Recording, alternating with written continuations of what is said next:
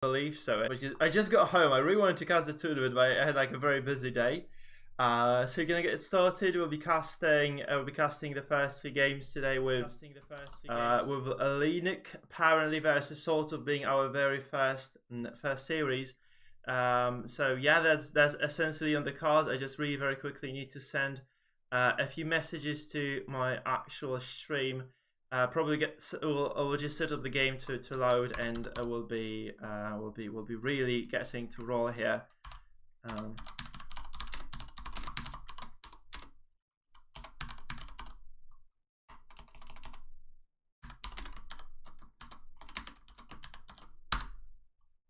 So that is really on the agenda for today. I'm very happy to be here and be your host. Now let me get started. We're just gonna load into the game, and we will indeed be casting those excellent few series that we have upcoming over here.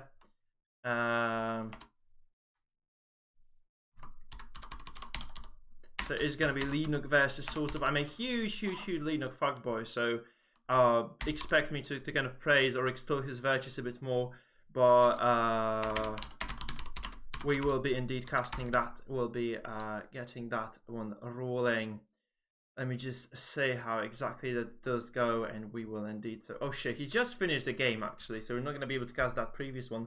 I do hope he's going to be starting his next one immediately then. So I do believe that the first game over there is over, unfortunately. So I was just about to click that one actually. It did not let me. So he did win, apparently versus sort of in the first game here. It was French versus English. Let me see if this is the end. Oh, this is actually the end of it. Damn it, man. So we're not going to be casting Linux versus sort of, because that one is just actually officially over. So we're going to have to find something else. I just need to quickly change the title as well then.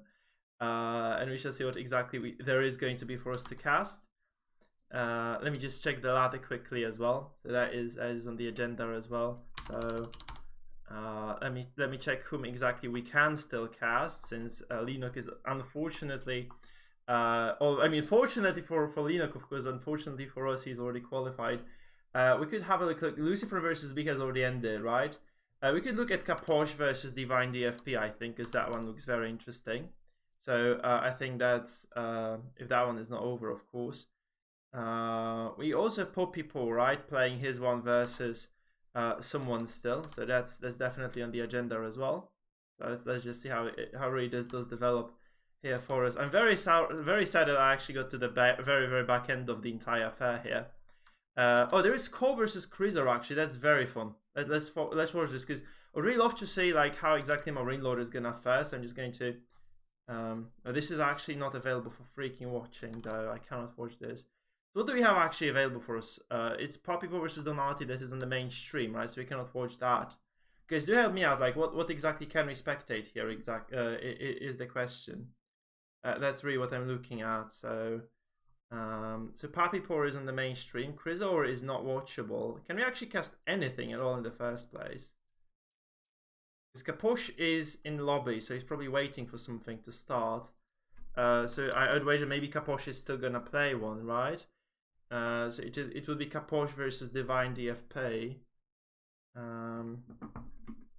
That's really what might kind of still happen. I'm very sad that actually I didn't get to watch Linux there. That's kind of unfortunate. Indeed, that is kind of unfortunate. We will have to figure out what to watch then. Apparently my camera is also stuck, so I might just kind of reconnect the whole thing actually. That looks quite unfortunate. Let me see if I can just reset this, deactivate and activate the whole thing again, which is gonna miraculously fix itself. So what can we actually watch it then is really the question. What are our options? My camera just apparently died. Mother F, man. Anyhow, so let me see. So Kaposh is not in the game yet, so we could potentially just watch Kaposh or whoever won that series with Kaposh. Hopefully, I mean, we're gonna watch Marine Lord probably. That's the end kind of game for us, right? So watching Marine Lord series is definitely gonna be quite a treat. So that will be interesting to say. Since nobody else, I think, on my list of pros here is in the game. Symptom, I don't think Symptom is actually playing the tournament, is he? I don't see him on the ladder here, so that is not gonna happen. So we have some open series still, I would wager, right? So since Linux versus sort of probably is over at this point, unfortunately, is not good for us. Let me check what else we might actually have on the cards, and maybe I'll just check on the mainstream and check and see how exactly they are doing there.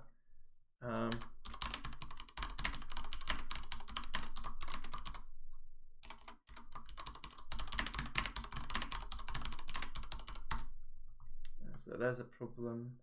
And so we obviously have this one over here still going on. Oh, we can actually watch Kaposh. So let's just go to Kaposh, shall we? I'm just going to change the title then, I guess. This is Kaposh versus Divine DFP. I assume this is going to be game 2. So we're going to actually go into that one. We're going to go into that one. There's going to be Kaposh versus Divine DFP cast. That is going to be the new title. And yeah, we'll just get rolling with this. This is 3 minutes cooldown, so I can actually edit my stream titles and such, right? That's gonna be that.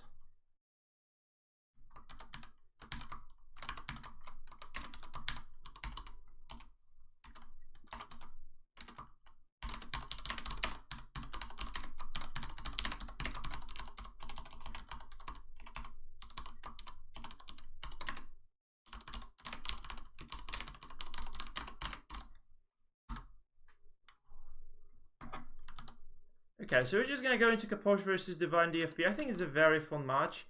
Like, these are very experienced players altogether. Like Kaposh coming from AoE2. I think Divine DFP. You can correct me if I'm wrong, but he's from SC2. I think. DFP. I'm just gonna Google this guy very quickly.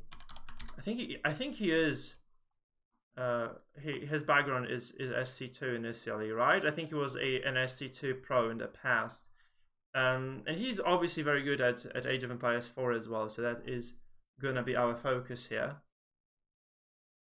So yeah, that is indeed the case. We do have the game setting up here. 2 minutes 38 seconds left before it does open for us. So before then, of course, we're just going to chill for a little bit. I'm gonna maybe try to fix my freaking webcam in the meantime, of course. It did freeze for some unknown reason. It's a very old webcam though, so it does have the right to do so, I guess. Which is quite unfortunate that it does freeze indeed.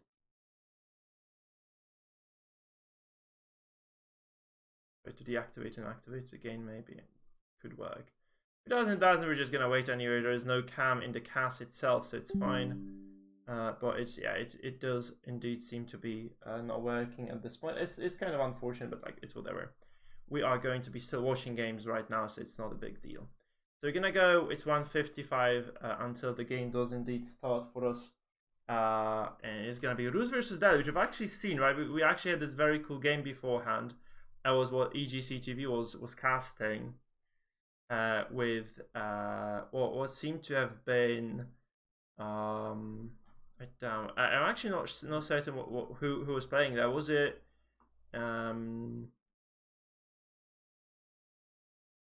I think it was Luciferin and B, right? It was Luciferin and B playing that one. I think I'm pretty certain that it was actually Luciferin and B. So it was quite a good matchup, I think. Very fun to watch, with the Rus, of course, kind of slightly taking over with their strong early economy, I guess, right? That's what really propels Rus forward in that matchup. And I also think like Luciferin has been dropping the ball all day long, really, there. So it's kind of unfortunate, but it is what it is for him. Right, it was actually not too accurate, not too on point in that Mongol mirror as well. I was actually watching that on my way back home. It didn't seem like, it didn't seem like Luciferin had any sort of grasp of that game. So quite unlucky, but it was what it was.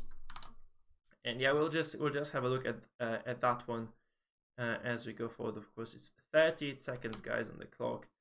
We'll be getting into the action.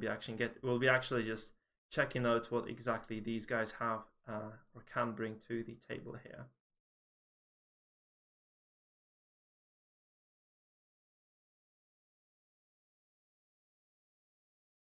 That is what we'll be doing.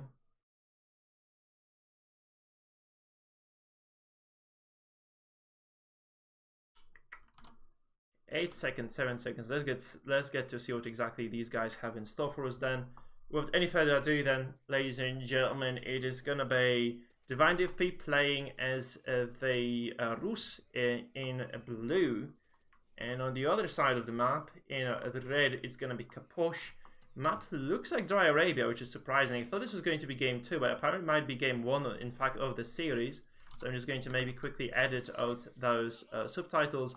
Anyhow, what we're actually getting to see here is that, well, this is going to be a standard Delhi thing, really, I guess, for Kaposh over here, whereby he just gets lots of wood. It's kind of a burst of wood really early, right? There's 2 full chops on the tray. And he's just gonna kind of burst out a couple of those really important Delhi buildings, right? Which is going to probably be the lumber mill, the mosque, and the mining camp, and a house as well. So he needs quite a bit of wood for that, and he's just going to, as you can see, redistribute those villagers very quickly, very nicely across the board. He's probably going to get the gold as well, right? At some point, you can see the house is actually going to sink very nicely. It's a very good build. I think that's something that the BCQT was actually advertising in a sense, right? Whereby you go for, you know, house, mosque, and that lumber camp. This kind of ties up nicely, allows you to keep constructing villages, allows you to keep getting buildings online, and exactly that does happen for Kaposh here. He's going to get every single kind of piece of infrastructure in place, and you can see here we do have 8 villages on food right now. You're going to have 1 on gold. You're just going to be getting that early game started. There's also this fun mini game. That's kind of, I think this has to be somewhat frustrating for our Delhi players, because they do have this kind of huge kind of APM. But you have to do lots of things at once over here. At the very time, though, like crashing. I have no idea why. Okay, I think we're back. I'm sorry. I think maybe it is just the webcam just playing. Anyway, so what we see here actually is that, you know, they have to micro a lot of things at once. Oh no, it's not like game actually. I think the timer just met with the kind of beginning of the game here. So anyway, what they're trying to do here, I think, anyway, it seems to be the case, is that you know, the Delhi player has to both get this kind of massive burst of APM and also clear out those deer around, right? Get those wolves. It's a lot of APM that you get yourself into if you play against the Rus. It's kind of an APM. I do think you know, playing against the Rus or playing the Rus is a huge APM check altogether, because it does require the early game of yours to be very, very solid. You have to also just divide your attention a lot more than, you know, a normal player would probably do. Very nice secured here by Kaposh, by the way. She's going to get that wolf. He's also going to try to contest that one of Divine DFPs. So he's actually going to get quite a bit here. I do think he's denying a decent amount of resources. And yeah, those scouts are actually, there are 2 scouts right now, which is going to make it exponentially more difficult for Kaposh to contest those singular wolves here. But there are 2 scouts from Kaposh at the very same time over here, just driving by, trying to get that wolf killed. And he's actually also trying to aggress upon those sheep, which obviously does take a toll on Divine. There's actually going to be another wolf denied, by the way, to Kaposh. Really on point with those kind of wolf steals. He's going to really nicely kind of manage that situation over here. And as you guys can see from my perspective over here, we're going to get the age up here from Kaposh. And I do believe, obviously, his opponent not really far behind on that Mata, and also kind of getting that done. Right, he's already on the way with this Golden Gate with what seems to be 7 villages. Very solid start to this game here from Divine DFP.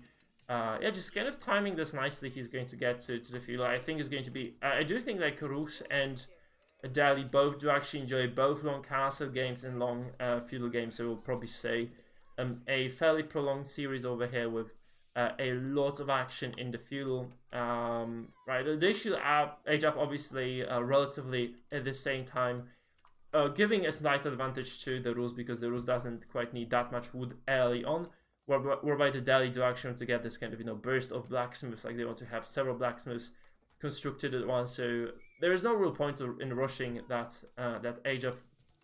Also, the Rus, they do get to secure the ball early, right? So they do actually want to get this piece of infrastructure completed, and they probably do want to just run towards the ball immediately afterwards. And I do think they're just going to do this, but those villagers do not seem to have that in mind. So we might actually see quite a different take here, though. It does sometimes actually take a few villagers to build a stable first, which is happening. to get the knight started, and only then does the Rus player move out, because it's such a common strategy now that you do need to get some units to safeguard those villages, you know, getting that ball down. And I think the knight can also just give you a very nice kind of safe board kill, right? Because it does a lot of damage. It also does have a lot of HP, so it can be used to tank and then maybe to pester your opponent a little bit. I've seen this done quite a bit. Obviously, the response here from the Delhi is going to be the blacksmith. They kind of preemptively do this. You know, just once they finish the age up, they can already start the upgrade. I think that's what will happen here. Although we do actually see a very fast spearman just started, so it's going to be quite a different take. And yeah, Delhi is actually, I think, being played quite normally here. We have lots of villages on the wood line 9 right now. That is probably going to end up with double blacksmith being dropped very, very soon here. The Rus player has a very hefty bounty of 310 food right now, which is, as I said, a fairly decent bit. So I don't think the Delhi player, I don't think the Rus player has to worry about anything. He did get his required amount. You can see that there is a spearman here to deny those scouts from any sort of pesky aggression. And I don't think there's any kind of intent on the side of Divine DFP to move towards that ball. So that 2 balls are actually very close. This is a very nice spot, I think, potentially for... If Divine DFP is really going to throw the gauntlet at his opponent, right? Getting this set up is a very, very nice situation. If you can get a tower here, you're both getting the ball and you're obviously contending the sacred side. Very important thing altogether, of course. But this is going to probably mean also that you are getting yourself out in the wild, and it might propel some sort of aggression. So if you do take this ball here, if you take this kind of gauntlet, as I said, you are going to kind of have to face the risk of eventually losing this spot, right? Because that seems to be kind of the risky take. Though you can see that the Rus is actually kind of content with just going towards the deer here. That boar is just going to be killed for the bounty. Is obviously 75 gold. So it almost pays for a nice swerve, and that knight obviously will be probably healed later if he doesn't die by those monks, by the warrior monks in the castle age. So that's kind of decent opening, right? Getting both ball, getting that extra gold. This is something that we've actually not seen before, like with the kind of early days of AoE4, people were not really going for that kind of extra ball kill. Because they didn't, I don't think they had the APM or the kind of presence of mind to be doing this. AoE4 is a very complicated game after all. And not getting those ball early is kind of normal, I think, for this kind of beginner players maybe. Now they are kind of advanced, so they can, you know, just use a couple of extra APM to just secure those extra 2 board kills. Those 2 knights, 2 scouts, obviously going to make very short work of this. I'm wondering if there's going to be any sort of move out, but it seems like the archer ranges are being dropped at the Rus main base. 3 archer ranges and a stable, though it is a signal, right, that there's going to be some sort of aggression happening. And we will probably see some move out. Obviously, knights and archers do kind of wipe the floor with horsemen and spears. Unless obviously the numbers favor the latter, right? But it is really the question of whether the Delhi can actually move out. The problem here for the Delhi is that they do want to secure this, right? Those are the berries at the outer side of this base. And obviously very precious targets, because getting the control over here is also going to propel you kind of towards getting that sacred side under your thumb. So you do want to get this done. It seems to be the case that right now Kaposh can also secure the sacred sides. So he's very likely to be just getting that down very, very soon, just sending those colors and trying to obviously get that rolling for him. It seems to be the case that this is either kind of on the way, or yeah, it is actually finished. So we'll see some contest here. Of course, we have a decently large army for Kaposh and another kind of force to match it from Divine DFP with a very decent count of archers. 6 right now, obviously streaming the number of 3 per spawn, so we'll have like a very, very substantial number of archers as the game moves on. There is no intent whatsoever for a Rus player here to contest those boar. And I do think it's kind of getting scary to some extent, because you do want to... there are quite a few things that are going to happen right now. So that obviously the Delhi player does want to get one of the sacred sites under control at the very least, if not multiple.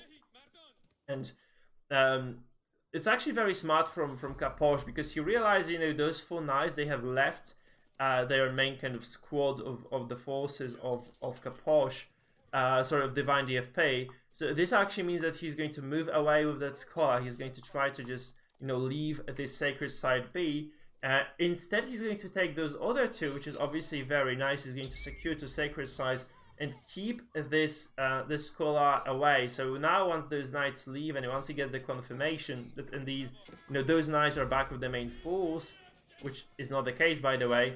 They're probably gonna be back very, very soon, though. It is going to allow this scholar to just kind of crawl his way back here and just regain control over here. It might end up in the situation where we have actually 3 sacred sites under control of the Delhi, which is never good for the opponent, right? Because you really don't want to have your opponent gathering that extra 450 gold per minute. Used to be 600, now just 450. Still a very hefty amount. There's also a dead knight over here signaling there was a small skirmish. Probably just, some attention dropped by Divine DFP. He just didn't have the presence of mind to control that knight. Obviously, losing every single knight hurts because you're trading your gold for this, and you don't have that much gold. You're mostly just kind of selling food, I guess, or selling wood and purchasing those knights through the Golden Gate tickets, right? So it's a very expensive loss. Every single of those knights is very, very valuable, of course. The reality is also, though, that there's this kind of weird situation right now for Kaposh, where he's not moving that unit, that scholar, even though he could. And he probably should, because he's going to lose the control over this sacred site, right? There's probably no way for Kaposh to contest it, because lots of his spearmen are actually at the very northern side here. There is a small spearman force over here trying to maybe hassle for control at this angle. So it is a very important thing to note. We have a very large count of archers and knights. I do think this counts to a straight up fight. If those horsemen don't get a very, very beneficial surround over here, where those forces clash, of course, it is going to be the Rus who do take the advantage, because there's a large number of those archers of the Rus. Look at this, they're just wiping the floor with the Delhi, because you had a lot of archers, a very nice healthy count of knights, and they are way, way stronger than whatever the Delhi player can throw at you. So this site is going to be decapped. However, there's going to be another capture at the north, so it's not the end of the world. Obviously, Kaposh is still getting a very substantial income of gold.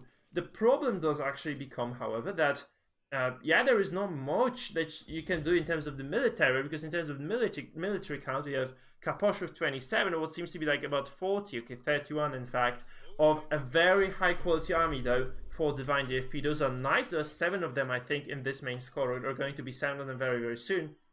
And there is another nice decap over here at the southern side. So the Rus is actually getting nice hold over this game. And you have to remember, obviously, the army number doesn't quite tell the entire story. Because now, right, we have a very high quality force for Divine DFP. It was just more, he also does have that nice hefty count of hardened spearmen, which is going to mean that those horsemen are actually not going to be too effective here at all. Because you have knights, they do lose to knights, you do have the spearmen, they lose to spearmen, and you don't have enough of a spear count to actually threaten the knights if you are indeed Kaposh. So there's going to be a nice setup over here from the Rus player, of course. He's going to finally claim that boar carcass, which has kind of been, captured by the overgrowth here, by the grass. It's just kind of vanishing. And there's, of course, also that hunting cabin. There's a ram build. So many things are happening right now. So first of all, the Rus player is capitalizing on the boar carcass. A very nice source of food income, of course. He's also going to try to ram this. I do not like just going with a single ram, however, because you have a very large force of horsemen here who can make a very short work of any sort of siege engine, right? So it's not going to be the nicest situation right now, I think, for Divine, but it is going to develop, I do believe. There is also an attempt to repair this tower, which of course is going to mean that some of the villages are going to go down. This does go up as well. We have the upgraded tower, and there's a nice wrap-up actually for the horsemen. From the south, they do get a nice surround on those archers. This is a very hectic fight for both players. I think very much micro-happening at the same time. But I do think with the number of spearmen still alive after those exchanges, I do not think there is anything that can be effectively done by Kaposh here. Like, you can just kite away with those scholars, try to keep those units alive. But I do not believe that those trades are going to benefit your army at all, because you see how many archers are still alive and how quickly they dispose of any sort of spearman count. And if you have this kind of, you know, holy trifecta as Divine DFP here, you're going to essentially just win every single fight, because you have, you know, the spearmen that counter the horsemen, you have the archers that counter the spearmen, and you do have those knights that are very strong overall. They can take a lot of hits and they will not die, so they're just kind of soaking up lots of damage. It can also be used to harass later on. And this also means that it's a very dangerous situation for the Delhi player, because he has to pivot towards those deer, those hounds at the north of his base, because those berries have been effectively denied. There's not much left here though, so he did manage to get lots of that food from here. But he has lost a lot of military, and this tower is not gonna go out. There is no freaking way. And he's actually gonna bleed out a lot of villagers in the process. Going to be probably like, you know, 6 villagers probably dying total so far for Kaposh. We have 47 eco to 40 right now. So as I said, 7 villages disadvantage for Kaposh. If he's getting pushed, and this is not a beneficial kind of piece of infrastructure here for a Delhi player, because obviously you hate to be losing your production right now. It's terrible, like if you are losing production at this stage of the game. Kaposh really getting into a very sketchy situation right now. It is looking quite hairy, obviously losing every single piece of production right now. For the Delhi player right now, who is using scholars, is going to essentially mean losing 2. Because every single one of those buildings, or not, some of those at least, are you know, bolstered by the scholars. So he is losing double production over here. The fight does actually ensue, with some of the villagers running by for some reason. It's not too great, I think, for Kaposh really. Bleeding out any number of villages against Rus is not nice. There was an attempt to wrap around for those horsemen. I do not believe the number of those is sufficient, so he's just gonna throw them away.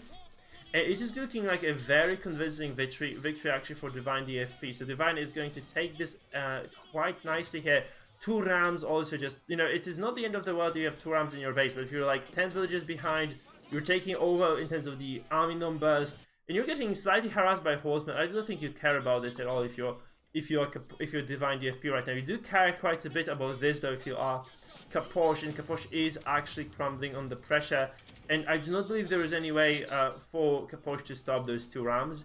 So this is going to be also an extension of this kind of tower rush by the Rus, right? We have the first one in the fortress here, another one just built in the range. So this network is going to mean that there is going to be very little right now that you can do as Kaposh to counteract this push, which is not the sweetest spot, of course, in the world for our Delhi player, right? He's really gonna bleed out a lot of units here, and there doesn't quite seem to be any way for him to get back into this game, because he's losing the hold, right? He's losing the grasp over the sacred sites. He's losing the grasp over all those resources at the side.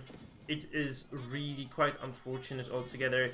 I don't think you can actually, you know, as I said, you know, they're nice running in, so there is no way for you to kind of contain those deer even. It is going to just be a slow death right now for Mr. Kaposh. And it doesn't, it was a very, as I kind of predicted, right, it's going to be always a volatile game. We have Rus and Delhi, both of those civs really do enjoy fighting early on, because yeah, you can just get a lot done with those kind of unique mechanics of those civs. Rus obviously with the extra income of wood, meaning they can heavily invest into archers, and the Golden Gate allowing them to produce knights without mining gold. And then the Delhi with the double production, right? Very solid economy with those 3 upgrades, and obviously very solid military as well. You know, all the +1s already done, of course, for Kaposh with those double blacksmiths, right? So you have a very safe situation, very safe spot for both players really in this game, and there doesn't seem to be any freaking way for Kaposh to take this fight anyway, because he has lost a lot of economy. And you have to remember, every single villager you lose means you are not getting enough units produced anymore, because you don't have enough food, or you don't have enough resources altogether. And I don't really see any way for this fight to go well right now. There's enough spearmen, I think, to just deal with those horsemen. Though this is going to look quite nice at the beginning, so there is a wraparound, and those spearmen are actually going to surround those archers over here. And the archers of Kaposh are focusing quite nicely on the spearmen. It might actually be a cleanup, man. I did not quite expect that. It does seem to be a cleanup right now. So there, actually no, this is very close. But I do think if Kaposh had not lost so many units beforehand, he was going to make a stand here. But since he did lose or throw away a very decent amount of his army, this was his last stand. It was not successful. Kaposh realizes this. I think he has kind of known he's dead for a while. He was just trying to be, just trying to find some sort of an angle. Maybe this fight did not go as well as it could have, but still not just close enough for him to be able to take over. And as you probably just see this graph over here, Kaposh took a few unfortunate fights here. I do not believe he actually fully won a single fight in this entire game. He never had a military lead. Like the very first clash happened around like 11 minutes on the clock, right? This was where the kind of big fight in the middle ensued, and this was something that Kaposh did not take. And he tried to rebuild, but the quality of the army of his opponents was just overwhelming. And obviously later on, losing villages, not necessarily ever a good thing, right? You just have to take that into consideration. Losing villages doesn't quite pay off too much, right? It's just never going to be nice. It is just never going to be too good altogether. So you just have to keep that in mind. We're gonna probably just go into, I think it's gonna be Marine Lord playing right now, guys. We're probably just gonna go into Marine Lord. It seems to be quite a nice possibility for us to watch Marine Lord versus Kaup, because I think Sniper's like at 5 minutes. Yeah, okay, Sniper's actually casting this in English as well. This is unfortunate. I think we're gonna have a look at the possible openings. What other games can we cast in? Because I think Linak versus Sortov is over. Divine versus Kaposh seems to have just ended because Kaposh is offline. The Muslim seems to be over as well. I think we're kind of at the very end of the tournament here with. So I guess we're just going to try and cast. We're just gonna try and cast Marine Lord. I think is the only possibility. We're gonna give a shot to Marine Lord versus whoever he's actually playing against, right? Because the mainstream has already ended. So it is going to be Marine Lord and his opponent over here, which is going to be Kaup. Kaup, very good player, of course, but I don't think he's exactly the caliber of Marine Lord here. So we're going to have give this a shot too. So we're going to just go into that. I'm going to pause the game quickly so I can actually set up my stream to be in line, guys. So we're going to wait a little bit before we start the cast. So it's going to be Marine Lord versus Kaup. I'm a very big fan of Cole, by the way. I do love his streams as well. He's such a nice player. So we're just gonna go into that. We're gonna see how exactly that goes. So I'm just going to change my stream titles on both YouTube and Twitch. You're obviously highly encouraged to drop me a follow if you haven't quite done so. So that is on the cards for you, of course, guys. And we'll just get started immediately. So I think we're set to go, guys. Without any further ado, give it up for Marine Lord in the bottom in the blue, and then she's going to be playing the French in the bottom part of the map over here. And in the, okay, it's not the bottom, it's actually the western part of Nigeria, so the bottom. In the east, though, in the red is going to be Kaup hoisting that elephant in his TC, playing as the English, of course, going for the 2-2-2 villages spread immediately. And he is going to try and get something going for himself, of course, with that opener. He's probably just going to get the mill, as I said, right? It's kind of the common thing. I do not actually think that this is the optimal setup, because, I mean, it doesn't cost you anything to do this, but you cannot quite extend this villager into anything further, because once you finish the house and the mill at the very same time, you do not usually have the goal to just start that wheelbarrow immediately. So it's actually quite okay if you just get one villager to build the house and then the mill. It is going to just allow you to do the exact same thing. You see he's like still short a little bit of wood and gold to get that upgrade rolling. So that is something that is quite notable, I guess. The French, of course, trying to go for a very, very, very quick feudal age up, because obviously pumping out those knights early is going to keep you healthy throughout the game. And I actually wonder how this is going to be played by Kaup here, because he's at a potential disadvantage. You have to guess, right, that Kaup is slightly behind as from this kind of general point of view. Yeah, he is just not exactly in the best position in terms of the rank comparisons, right? So that is probably going to hurt him quite a bit. The clash, right, the kind of skill difference might be quite large, with Marilo, of course, taking the Golden League finals and Kaup not exactly being there at all. But I do think if you can take Marilo down in a qualifier like this, it's going to be quite a fun opportunity for you as well. So I'm very curious to see how exactly Kaup performs here, of course, on the day. I do think it's going to be quite interesting of a matchup. And yeah, we shall see, how he does in this particular situation. You have to also remember, right, if you are not stressing over losing, because, losing to Marine Lord is nothing really to be worried about, right? You are probably playing better. Most players are not gonna panic because you just realize, okay, like what the hell? He's just so much better than me potentially, right? So I'm just gonna relax. I'm going to play my game out, and we'll see how it goes. Or by if you're obviously Marine Lord, losing to a player who is lower than you once is going to maybe throw you off. And English can do quite a lot against the French, right? This is the thing. The English do get to feudal a little bit later, but they do have very solid tools to deal with anything that the French, not the French, of course, that the French have at their disposal. 259. I would say this is relatively late as well for Marine Lord. I do believe this is not exactly the sweetest timing in the world.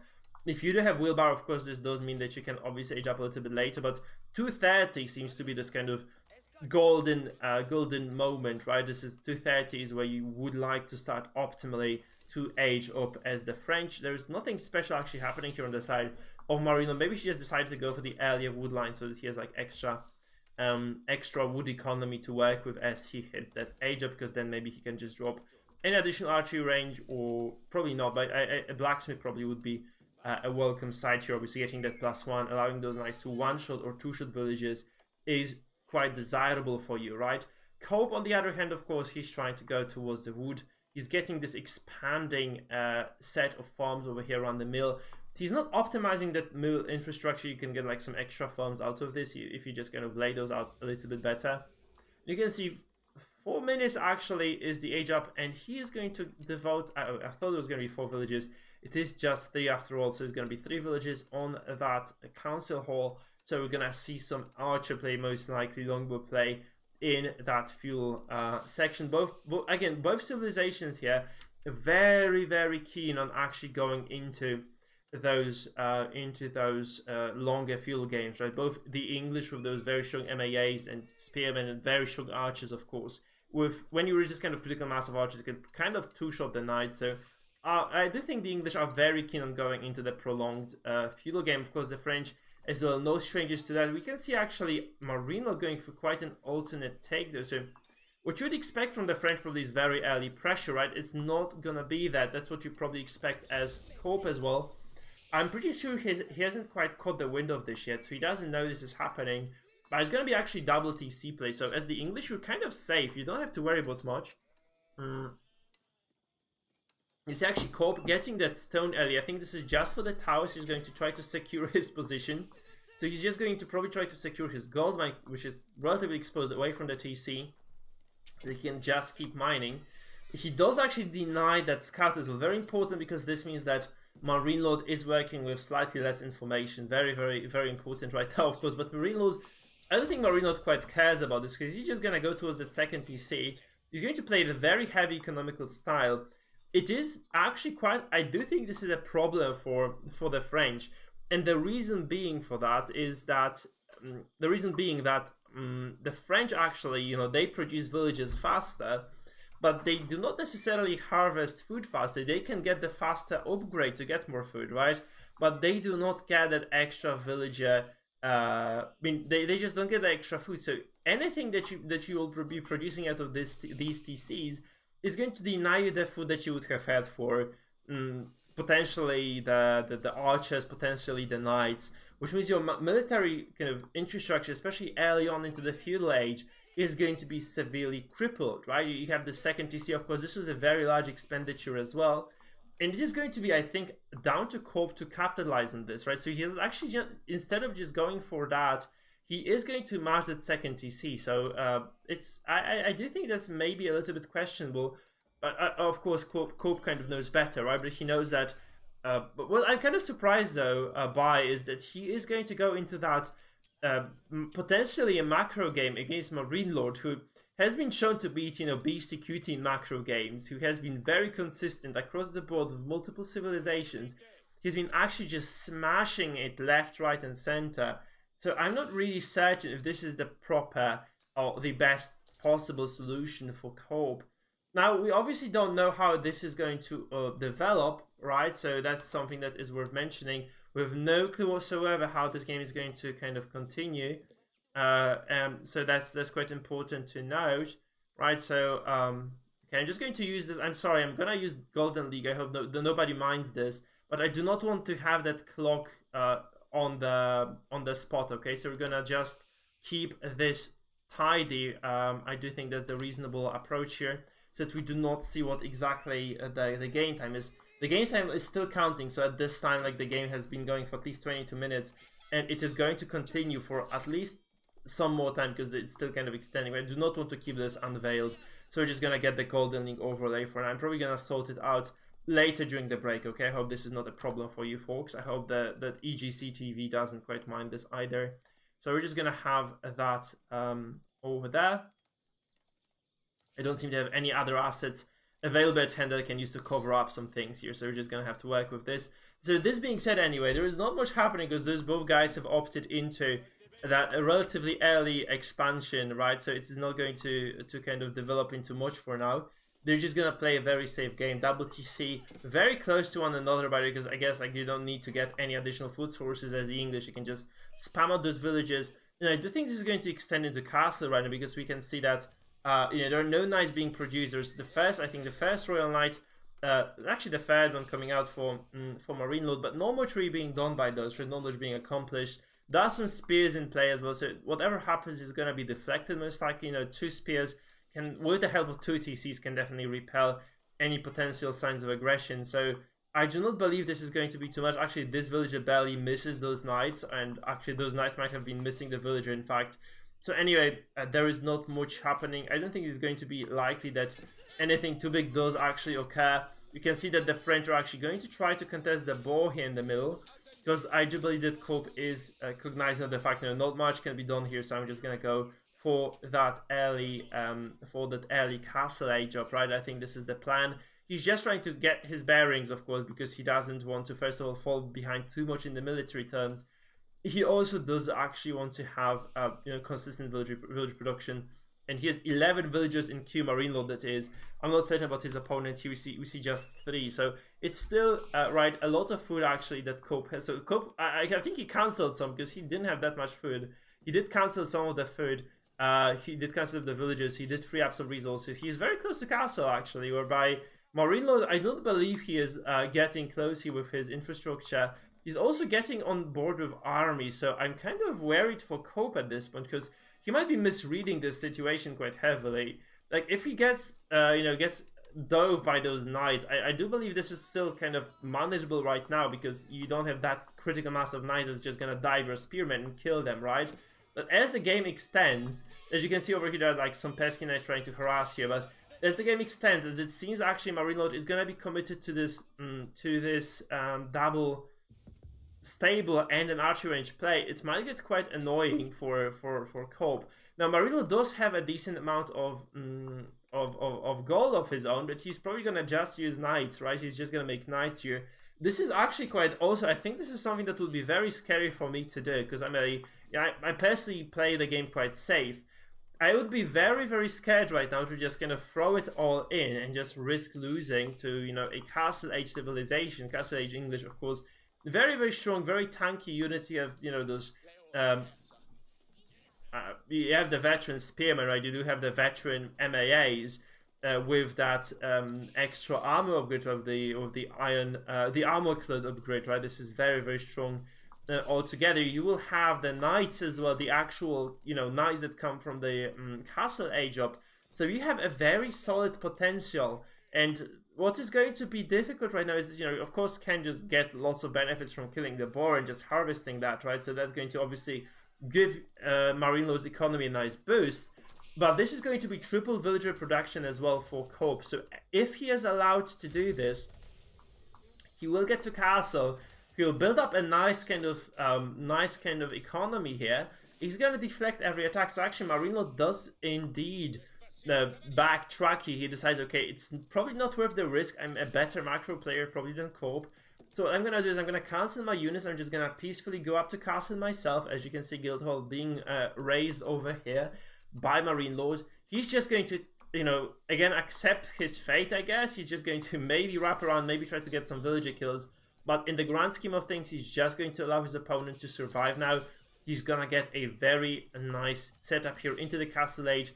He's going to try to fight it out in a longer game versus Cope. It is important to note, by the way, that Mr. Cope over here is working with a decent army count, right? Cope is actually sitting on a fair bit of units, and that might be quite annoying as well for him, right? I do think that's quite... I don't think you can just engage into this as Marine Lord. Marine Lord doesn't quite have the openings here. There's some Spearmen who are gonna brace us, some longbows, you know, dishing out some DPS from the back. There are TCs, obviously, deflecting any sorts of aggression. So I do think Cope is gonna live here. Like, Cope is just gonna wall off. He doesn't quite care about the rest of the map for now. He has a gold here. Another one over here. He has a hunt if he really needs this, but he has enough wood to just kind of keep building his infrastructure. He's also going to drop that monastery. That's going to be quite an important bit, because both players, I think, want to secure the relics if they're getting set up for a longer game. As you can see, Marine Lord also dropping his.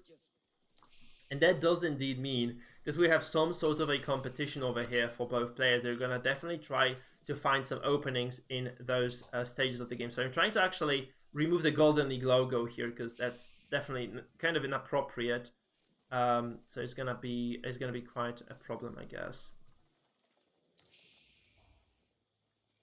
I'm gonna maybe try to just blank out the timer here, and it's gonna be that. I'm just gonna remove the timer for now. I'm gonna shadow the Golden League scoreboard. Yeah, that's enough, right? That's enough. So you're just going to use that asset for a second. That's gonna be cool. So anyhow, not much happening, guys. We have the armies here just setting up. We do have the villages actually of the French moving around the map, just harvesting as much as they can. I'm kind of surprised that if you're doing this, you do not go for survival techniques, because it's just, it's just 70 gold, not much of an expenditure. It does give you a decent amount of food, actually. I'm not sure why he's not doing this, because it's a very short upgrade, among other things. It is going to just give you very decent income if you're gonna take all the hunts from the map, including what seems to be both bow, right? It's kind of a good deal for you. Now, I'm trying to figure out what exactly is gonna happen here. I mean, both players are producing villages at a relatively similar rate, it seems. Like, with Cope actually slightly behind, because his WTC, of course, produces villages slower, so he's gonna probably catch up right now. He does have the safety of those farms, though. He doesn't have to risk losing any villages, and I do think this is the time at which Cope just moves out with his army, maybe. I'm not sure why I think he just must have, selected the entire army here with one of his buttons, because he's just trying to desperately move that monk away. He does this again, actually. What is happening, Mr. Monk? Get that early, get back home, just get it safe, get it to safety, right? Just make sure that she gets some sort of gold income rolling. Of course, English are very strong in the late game, because they can produce lots of gold actually from those farms, right? The farms are gonna generate lots of passive gold later on. So I do think Cope is a very happy player right now with this. If he can just last, right? He just really needs to outlast his opponent over here. But those very large number of knights might be a problem, because yeah, you have your own archers here, but look at this. This is 11 archers, 8 knights for Marine Lord. I do not believe that Cope has enough. He has like 5 knights, 7 spears, and 5 longbows to counter this. And obviously he has bled out some of the spears already. This is not the nicest trade, though, because obviously you're fighting under the English towers. Those units are getting a nice buff as well. There's a monk over here healing some of the units as well. So I do not believe this is going to be, in the long run, a nice fight for Marine Lord. He's actually taking this one still. It does seem that those knights do prevail. The English are in a little bit of trouble right now, because obviously losing any villagers in this situation is going to suck. Idling your economy is also going to be quite annoying. So I do not think this is the nicest situation. He also does lose that monk over here. So even though he has invested quite a bit of wood into this monastery, he has not actually got much out of this. I don't believe that a single relic has made it back into the base of Kaup. Whereby, of course, I do think Marine Lord does have at least 1 or 2 relics. No, he doesn't quite yet. He's just moving the monks right now. He's going to get some relics, though, in the very near future, I believe, right? So that attack was eventually kind of deflected. At least Marine Lord just thinks better of it and backs away. And we have a very decent army over here, of course, right now. Standing army for Kaup. So Kaup is actually in a healthy position. The problem is, though, that Marine Lord, with that attack, like, I think he has scared his opponent well enough that he can just go Imperial. He has enough army now to actually prevent any sort of move out from Kaup. I don't think Kaup can ever move out with this kind of army count. And at the very same time, the Marine Lord is going to have a very strong eco that is eventually, very soon as well, going to propel him all the way towards that Imperial. I think that is kind of what Marine Lord is eyeing right now. He's going to try to go for Imperial age up. And this doesn't seem to be a situation where you really want to be, right? As as the English, you do not want to give your opponent the opportunity to build this kind of artillery. The obviously the Imperial upgrades for the Knights are ridiculous for the French as well. So it's going to make his game very, very difficult if the French are indeed allowed to go as far as Imperial. You can see the fight actually does ensue over here. There is an attempt at least to fight it, but I'm not certain how well those Knights are going to do. Like there's obviously numbers disadvantage, and those archers of Marine Lord, you know, they are actually doing a decent work against the spears, and they haven't all died yet. And this is actually going to be a problem right now for Marine Lord, because he has lost all the archers. He can no longer fight the spears. So all in all, I think decent trade for Kaup. He managed to stay alive. But at the back of this, I think Marine Lord is just gonna click Imperial any minute now. He has enough income, I think, to just make it in a minute, really. And if he were to actually build a market somewhere, if he doesn't have it yet, of course, with how much excess wood he has, right? He should probably be able to just safely and nicely go up and just buy some resources if he really is desperate for that fast age. But he probably wants to just keep the gold on hand, because if he goes up to Imperial, lots of that gold is gonna be spent. You can see this boom right now. So there's a castle being dropped, a keep, of course, being dropped with lots of those archery ranges. That's gonna mean that all those units from those, all those arbaletiers, I guess, from those archery ranges are also going to be far less expensive.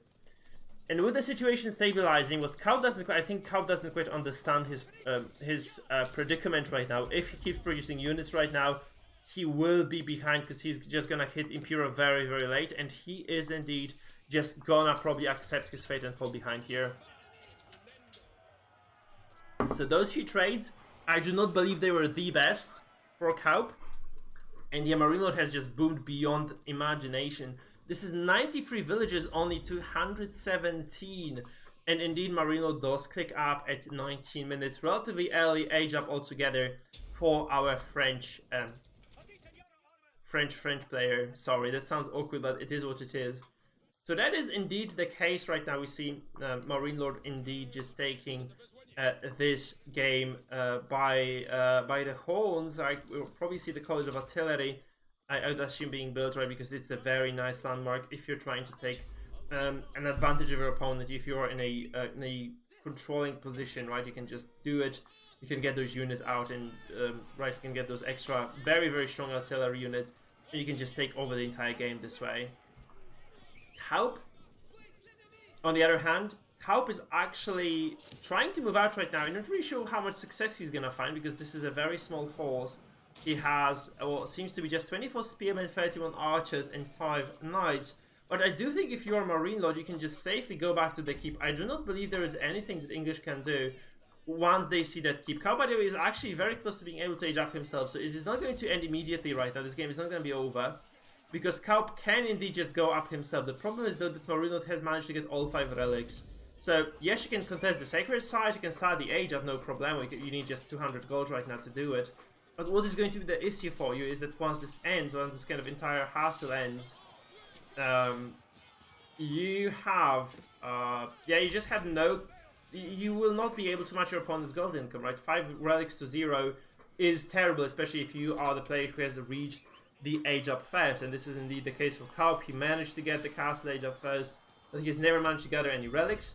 And sure, he's going to be going up Imperial right now. He's going to be aging up. He has lots of farms, so he can generate lots of gold with this, with those enclosures. But I do not believe this is going to be sufficient right now for him to actually stay alive in this game, because Kaup is actually behind in terms of villages quite heavily, right? He's like probably like 30 villages behind at this point. And Marine Lord is at this kind of golden point, right? He does need more. He has very solid eco. In terms of upgrades as well, I think Marine Lord is actually working with, you know, fully upgraded mill, what seems to be a case, you know, +2 mill, +2 lumber, right? Lots of those upgrades actually online here. Both actually players being there. And the English right now, they're trying to scramble for control. Those are elite archers and elite royal knights, though, so I do not think that this is the point at which you want to take the fight. I do believe if you are the Kaup, you want to just play it safe and steady, and you just want to wait for those upgrades to hit. Because those elite archers from the French are very, very strong right now. We have lots of upgrades on them as well, so this is +2 archers. Right, so there is no way for them to actually stay alive and manage to make anything happen here. the English archers are just going to be completely outmatched over here. And yes, those elite upgrades are going to hit the floor in a few minutes, probably, but there's actually nothing even queued up for Cup, because Cup doesn't quite have the gold for that. So he might be able to just actually repel this. It's actually surprising he managed to repel this attack. And he has a decent amount of bank, so he has enough to keep producing units. So this might not be over yet. We can see that this is actually kind of continuing to develop, but I do believe that Marinlord, with this kind of full map control, all the sacred sites as well on the timer, I do think he has a very nice position in this game. He has obviously 2 keeps as well, so he's controlling those 2 sacred sites fully. He's stonewalling. I think you'd like to see a keep here as well to make sure that no small runback can actually get this sacred site back. What seems to be the case though is that, you know, Marinlord is actually pressuring his opponent. There are no elite upgrades for the English yet. There's the elite archer upgrade coming up right now. But every single fight that you take right now as Cap, you'll probably be at a disadvantage. I'm not really sure what exactly he can do right now, what exactly he needs to get.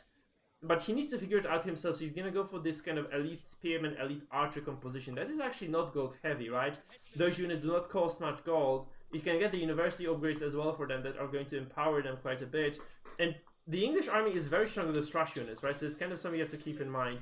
And with the Berkshire Palace, which is probably there, right? I mean, yeah, this is the Winged, of course, Winged Palace. I mean, you can produce the trebuchets at a very cheap cost. So you'll have a nice army composition to fight. The problem is, of course, that this is going to be lots of pressure applied to you right now, so you do need to win a few fights right now to stabilize in this game. Which I have to tell, I actually have to give it to Kaup. He has been actually managing to survive so far. The problem comes obviously with those players being maxed out, both of them actually at 200 population. It is going to be a problem because you do want, I mean, you have to start trading right now. And if you are the French, I think you have a very strong economy to back this army up. Though at the same time, Kaup does have a very strong military, right? So Kaup has way more units on the field. He actually managed to cut away those archers, so he's cutting off those archers of Marinlord. So this is actually going to mean that anything, he does lose a lot, actually, Marinlord does lose a lot in this exchange. And those archers are probably of Kaup are gonna keep pushing, because those are elite units right now. And Kaup is getting some extra infantry upgrades as well. He's actually managing to fight those knights away, or off. He's managing to find a nice opening in this game. Marinlord losing a lot of units over here, actually, in fact. Marinlord is, you know, he's reproducing those units at a decent pace, but he does actually lose a decent amount of his forces. And this number of archers of the English, especially with the buff, right, they're able to effectively combat the knights of the French. Now, I'm not really sure about getting elite knights here, because they are very expensive units, and I'm not sure if Kaup can sustain the production of those. Especially with those, you know, elite upgrades kicking in. I would probably like to see the university first, just kind of to get the tech going. But it does seem to be, you know, something that holds the ground for at least now. You can see this, and this is a run-by of horsemen coming in. This is something that can directly respond to the archer mass. Something that the knights might not be the best at. Actually, horsemen deal with archers very, very swiftly, especially the French horsemen with the extra HP and the extra production speed, so you can actually just mass those very quickly and just, you know, keep filling the gaps in his losses. There is a trebuchet here, of course, as well. This is looking like a very decent fight, though, for Kaup still. No, he hasn't got the buff yet, which is kind of troubling. He would like to get the buff. I'm actually surprised by the lack of the keep anywhere. I think if you could even, you know, just sneak out the keep towards that final sacred site, you can get some nice advantage here. But you have to remember, Marinlord is working essentially with the 8 relics right now, the income of 8 relics, right? Because 3 sacred sites, 5 relics is a lot. And I don't believe that you can match this as Kaup. So if Kaup just kind of continues throwing away those more expensive units, he's eventually going to lose the game. Right now, though, it's not a worse situation for Kaup, actually. He's still holding on. Just that, like, as I said, like, every single second that passes is actually going to benefit Marinlord, because he's getting more resources out of this. And yes, you're getting nice trades off in the end as Kaup, but I'm just wondering how long this can last. Like, how long can you actually manage to get those trades going? You actually have a lot of nice elite knights in production, though, here. So this is not the end of the world for Kaup, as we've said, right? Kaup is actually kind of handling the situation as well as he possibly could, I believe. And here's the trebuchets at the back, so he's going to eventually be able to, you know, just push it back. The problem is, of course, that you have the French with another keep. As I said, you really want to decap this before this happens. Now the French are going to drop another keep over here at the bottom. And this is going to be a very tight situation for our English player, because he does need to actually decap one of those sacred sites. That is indeed the win condition for the French, and if this actually does extend until the end of the timer, you are in a lot of trouble.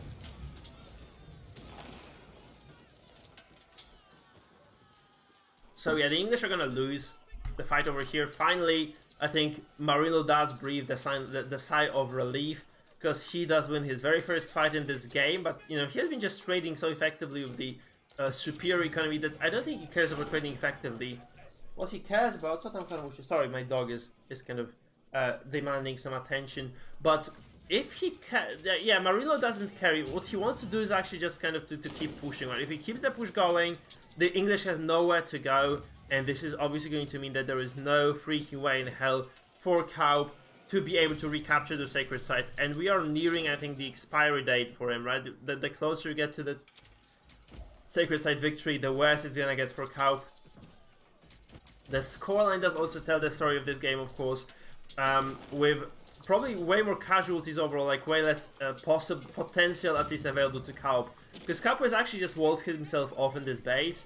It's been successful at holding off the French, but I do not think this is enough to just hold your opponent off. You really do need to be able to win. And those are, of course, you know, the Royal Culverins and Royal Cannons, which are very, very effective against any sort of, you know, high HP unit.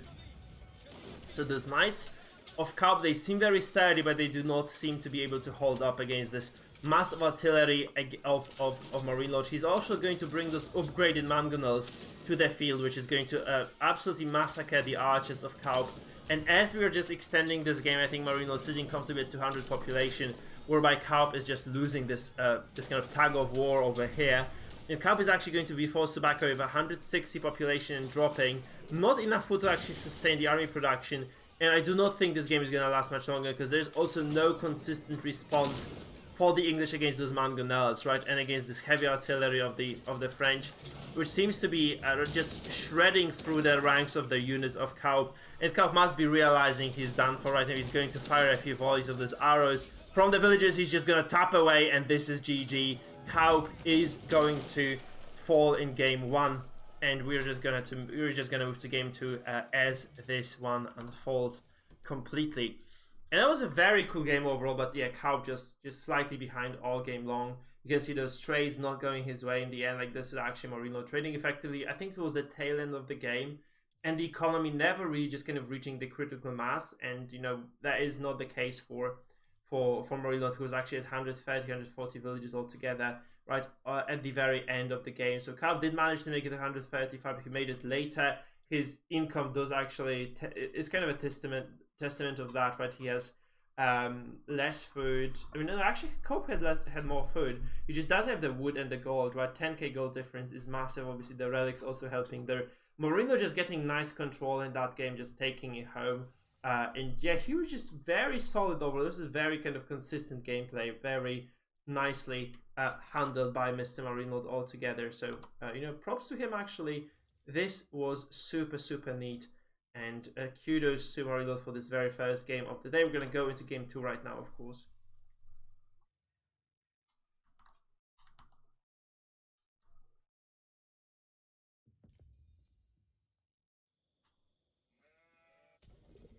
So guys, this is game 2. And we're going to be looking at Marino in the blue playing as the Rus. And on the other side of the map, in the red, it is going to be Kaup playing as the French. And I've actually not seen this matchup pop up too much. I have no idea why, but we haven't quite seen these guys meet too often.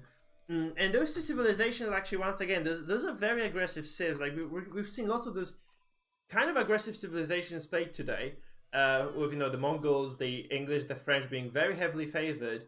And the Delhi, of course, as well, right? With the Abbasids, for instance, the Chinese kind of going to the to this kind of background here. They're not really being played that often, right? Because they're obviously, I think if you are trying to win a tournament and just kind of push through the very early ranks of contenders, you're just going to play aggressive, and everybody knows this. They're just going to try to, you know, go into those knife fights to begin things. And yeah, Marinelord and Kaup here, of course, playing those two relatively aggressive civilizations. The Rus used to be a defensive civ, I think. Like, overall, you're kind of turtling towards castle, and then you just boom of horse archers, right? That was this kind of staple play for the Rus. Now it has obviously changed, right, with the Rus being very strong with the Vortex in the Fuel Age, and I do think this is something that we're likely to see. Obviously, the early hassle for those game animals does begin with Marine Lord trying to discover as much as he can of the hunts. He does find 2 so far, so that's very, very nice for him, of course. He still does need to locate the other 2. I'm not really sure if they were taken, that they've been already taken or not anyway. But there is a hunt over here not discovered, so Marine Lord is going to make a short work of this. It does seem that this is a decent kind of source of gold. Of course, he's going to have what seems to be a nice amount of money as a result of this. I cannot quite seem to locate the 4th hunt. Is it here? There is a lone wolf here though, so it's not really... What's happening here? Where's the 4th hunt? Oh, I'm just blind because this one is already dead. So I do think that this was denied from Marine Lord. But Kaup has actually not found too many wolves either, right? So I do think that this is going to go up to like 300 something. 350 seems to be the right number here. With obviously Kaup actually finding a few of those wolves right now. It's not bad. It's not bad. Marine Lord's definitely going to be happy about this situation. He is going to get a nice amount of gold for this. He's going to propel himself all the way to castle. And actually, you see a very, very early wheelbarrow from the French, which is kind of the response from Kaup. So Kaup is going to favor, in fact, he's going to favor the wheelbarrow over the usual Golden Gate age. The usual School of Cavalry age up, right? So you're just going to have that wheelbarrow beforehand. Obviously, makes your economy stronger in the long run, but it does mean that you don't have that age up. You don't have the priority on any sort of offensive move outs early on. But it doesn't seem to be troubling to Kaup, who is also not really aging. Doesn't seem to be a problem to Marine Lord, who's just aging up right now. So both players just relatively... I think for the Rus it's a normal age up timer. However, for the French, this is quite severely delayed. You should have been going up already for like 45 seconds on.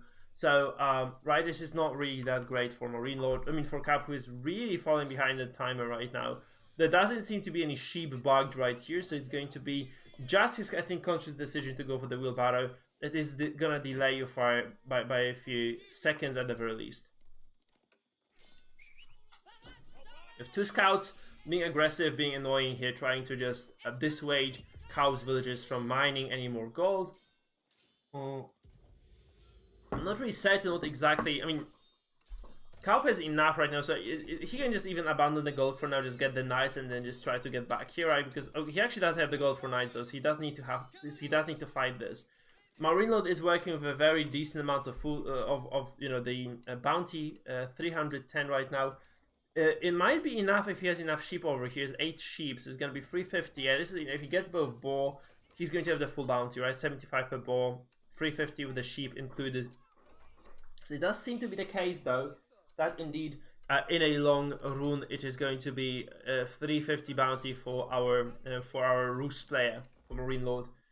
And Kaup here with the French, of course, aging up quite late with 4 villages.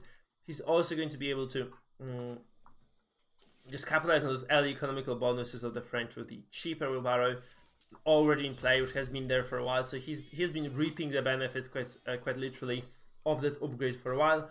And we can see the pivot towards the sun. That's something we have been seeing quite often from the French these days.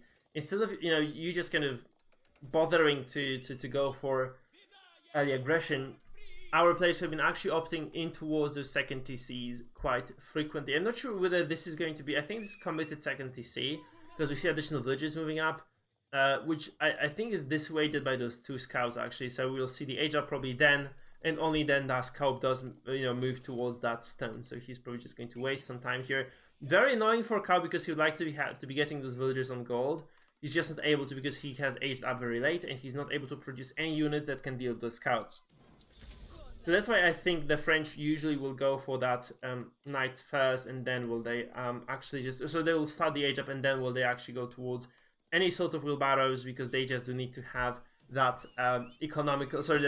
technological edge to be able to just defend properly, right? Without the knights, they are not really the strongest force altogether. Now you can see the Rus actually doing quite the same thing that the French are intending to do. So Marine Lord is going to build that second TC, very quickly scouted by the Kaup knows what's up, so he's just gonna shift a large number of villages, as I kind of anticipate or suspect. He's just gonna shift a large quantity of villages in towards that stone. He's going to get that stone mining heavily. He's going to try to get the match here.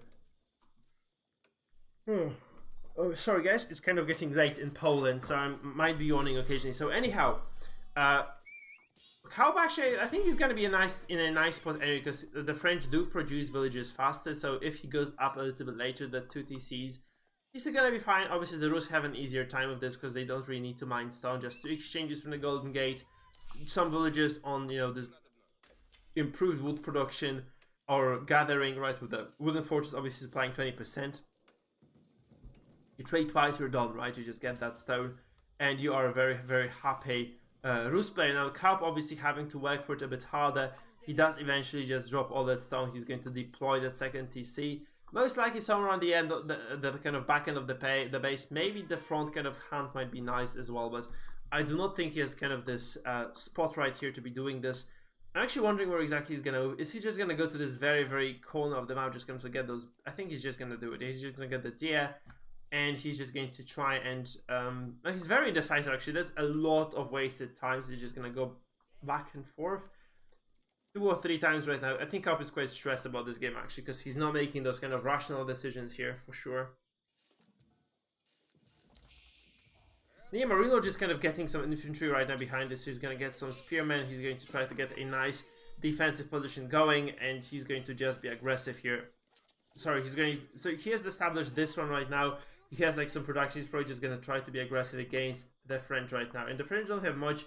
2 archer ranges being actually dropped right now, so he's deploying some extra archers on the field. But he does actually very importantly need to finish that infrastructure before he's able to produce units out of it. So those are not necessarily being done right now. He needs to get those very, very quickly, because otherwise those spearmen are going to become a very, very big issue, overwhelming his numbers and the such. So that's definitely not the nicest thing in the world. And yeah, Kaup is actually, I think Kaup is in not the worst spot right now. He's going to get the archers, he's going to counter the spear boys. And he is going to take the, take the scout down. Very nice gains overall. So he has something going for himself. And those double TCs right now over here, of course, for Kaup as well. This is very nice. He's like nice spot over here. Easy to wall if he needs to, if he is discovered. He can get a lot of resources out here. You can even farm, get the gold, get the stone. Very convenient location actually for this kind of side TC. Of course, still prone to some sorts of aggression, so he can be taken down if there are like some rams in play. But this is kind of long way off right now. You can see those archers and singular unit actually doing quite nicely. With those horsemen and with those archers of the Rus. So French still on the board, French still having a nice shot at winning this game too. And we shall see how exactly this game develops from here. I do actually very much like this position for Kaup. I think he has managed to get himself into a decent spot.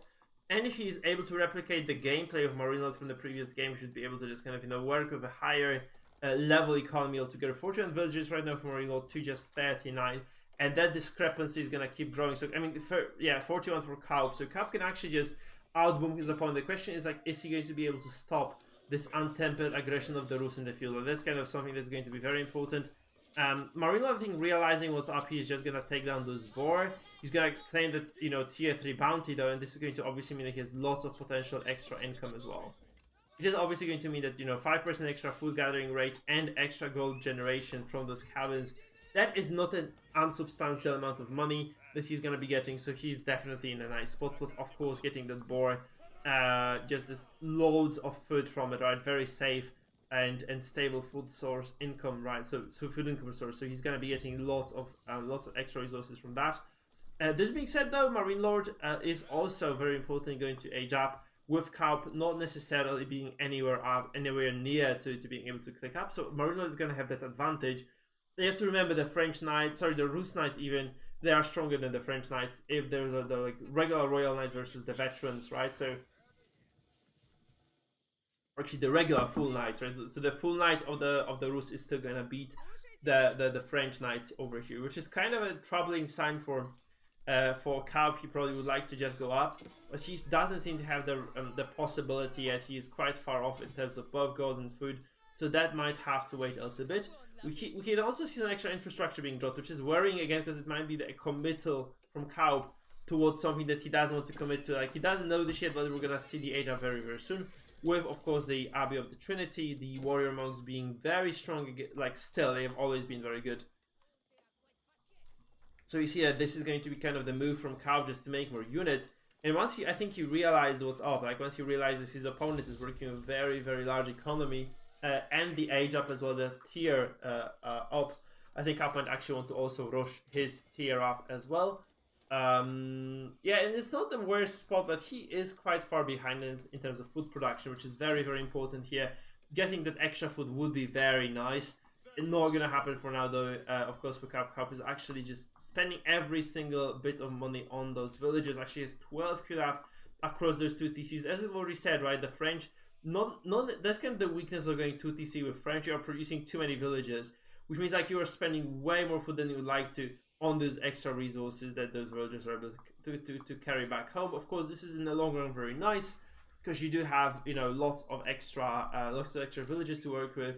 But early on, it's going to be quite troubling because, of course, you are spending lots of food and kind of sustaining the production of those guys. So it is not the nice. You can see also Co-op kind of compulsively adding extra villages. He's gonna get to the point very soon where he could have just, you know, started the second TC. I think we're kind of almost there, right? It's yeah.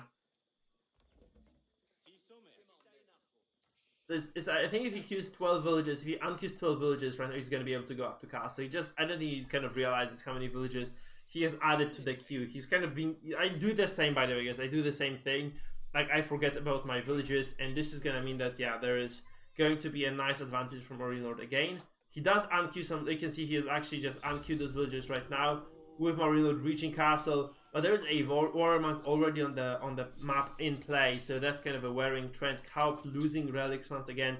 And the Rus, they're probably the best civilization that can gather the relics, because they have the most mobile units in the game, like in terms of the monks. So they have very nice movement here. They're going to be able to go around the map, just gather all those relics, maybe like 4 out of 5 again. And only now does Kaup start his age up, so he's very far behind. In tech as well, is kind of a worrying trend for our French player. So for our player who is controlling the French anyway, that's what I was trying to say here. Yeah, that is what we have, of course. Kaup looking towards that guild hall right now. He's getting the infrastructure, so he's not too far behind. But the Rus, I think, are going to just have a very nice setup right now. You can see units already moving through the field. And we have those veteran horsemen, of course, over here as well. So you have lots of veteran upgrades probably coming through. And that is going to mean that in the long run, it is going to quite badly hurt our French player.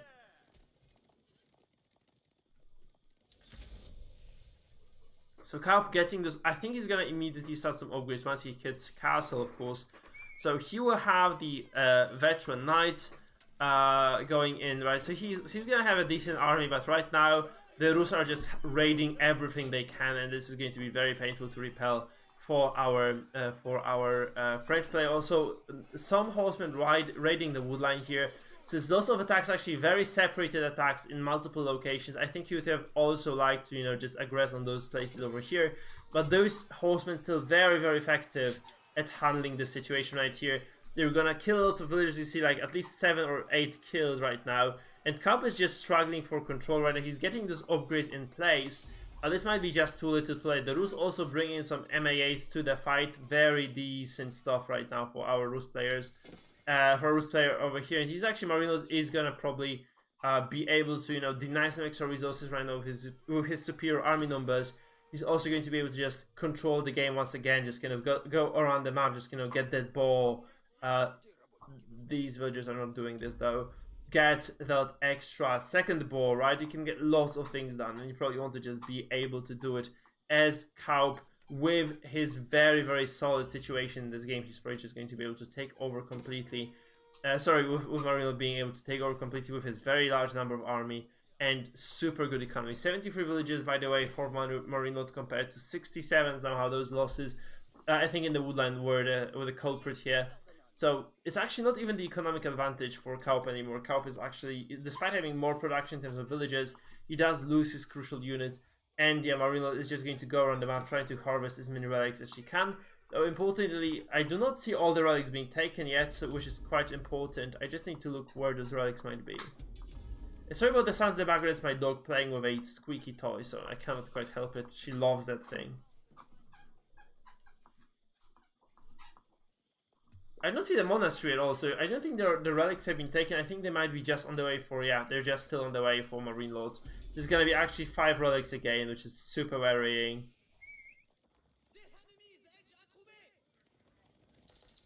Now, this is a 3 sacred site map, so it's not like this is the end of the world. You still need to take the... Okay, never mind, this is the end of the world. I think officially, like, if you don't decap those quickly and just get the position on the map very soon, like, you're in a shitload of trouble as Cow. The Cup does need to actually establish a nice position in this game. I don't know how he's gonna do it yet, but he needs to find some way, some opening of actually getting some sort of a fresh shield somewhere. I think he's just gonna drop a keep. Both players actually enough stone in the bank to build that keep somewhere, which is quite important, right? You just want to control at least a single sacred site if you're one of those guys. So you don't want to get that going, but importantly enough though, yeah, both players can drop a castle, can drop a keep. I wonder what's was actually going to... Marino here in the back, he's just going to secure his own gold. Sorry, I need to throw the toy to my dog. Anyway, so Marino is going to secure this gold here with that keep. Is probably going to keep this in the range almost as well. So any fight that takes place over the sacred site is going to hurt his opponent quite a bit. But this also makes us open to another keep drop. I think that's what's going to happen. We're going to probably see a secondary key being built somewhere on one of the sacred sites, so that like this doesn't repeat the situation of the previous game, and Marino doesn't just kind of get all the sacred site under control for good, which is probably gonna be quite important and matter quite a lot. You see a large force actually of Cup moving in here. I'm not really sure if Marino realizes this, so it's quite important to remember that this is actually a very decent force. So we might see a decap here, and I do believe that with this happening, we might also see a large amount of villages moving around somewhere on the map, just trying to drop that keep for Kaup. And Kaup is going to benefit from this quite a bit, of course, if he's able to just get a keep and get control of a single sacred site. At least he's going to get some sort of an advantage here. So you can see Marilod working with a very large gold bank already as it is, which might be a problem later down the line. So those 5 relics, of course, like losing 5 relics is absolutely atrocious, and you don't want that to be happening to you at all. You can also see that, by the way, with the control on the map, Marilod very kind of comfortably, I guess, is gonna go towards those berries. He's going to be able to obviously just harvest as many as he can before he's repelled from here. But this means that he's gonna have a very healthy economy because he's not forced to build farms, right? Which is quite an important part of this game. There are lots of farms actually over here, so Kaup has managed to get these farms going, and he's now obviously trying to get some sort of food income as well as steaming very quickly in. You see the knights actually clashing with the massive force of the Rus under the keep. I do not believe this is a good fight for our French player, because actually fighting underneath any sort of a keep is going to hurt you quite a bit. So this is actually repelled, but Marilo obviously just backing away into the safety of his keep. Lots of bodies on both sides, but I do believe that Kaup does not take the advantage over here. If you wanted to accomplish something, I'm not really sure why you're attacking here. If you probably should be just decapping the sacred side, that would be a better objective. But you do not accomplish much with this. You do not actually get much done. You can see those actual units are still fighting here. Actually, there's a chase down over here with those archers of Marino just trying to follow those archers and the spearmen of Kaup. And Kaup is forced to just go away, and he doesn't quite get much done.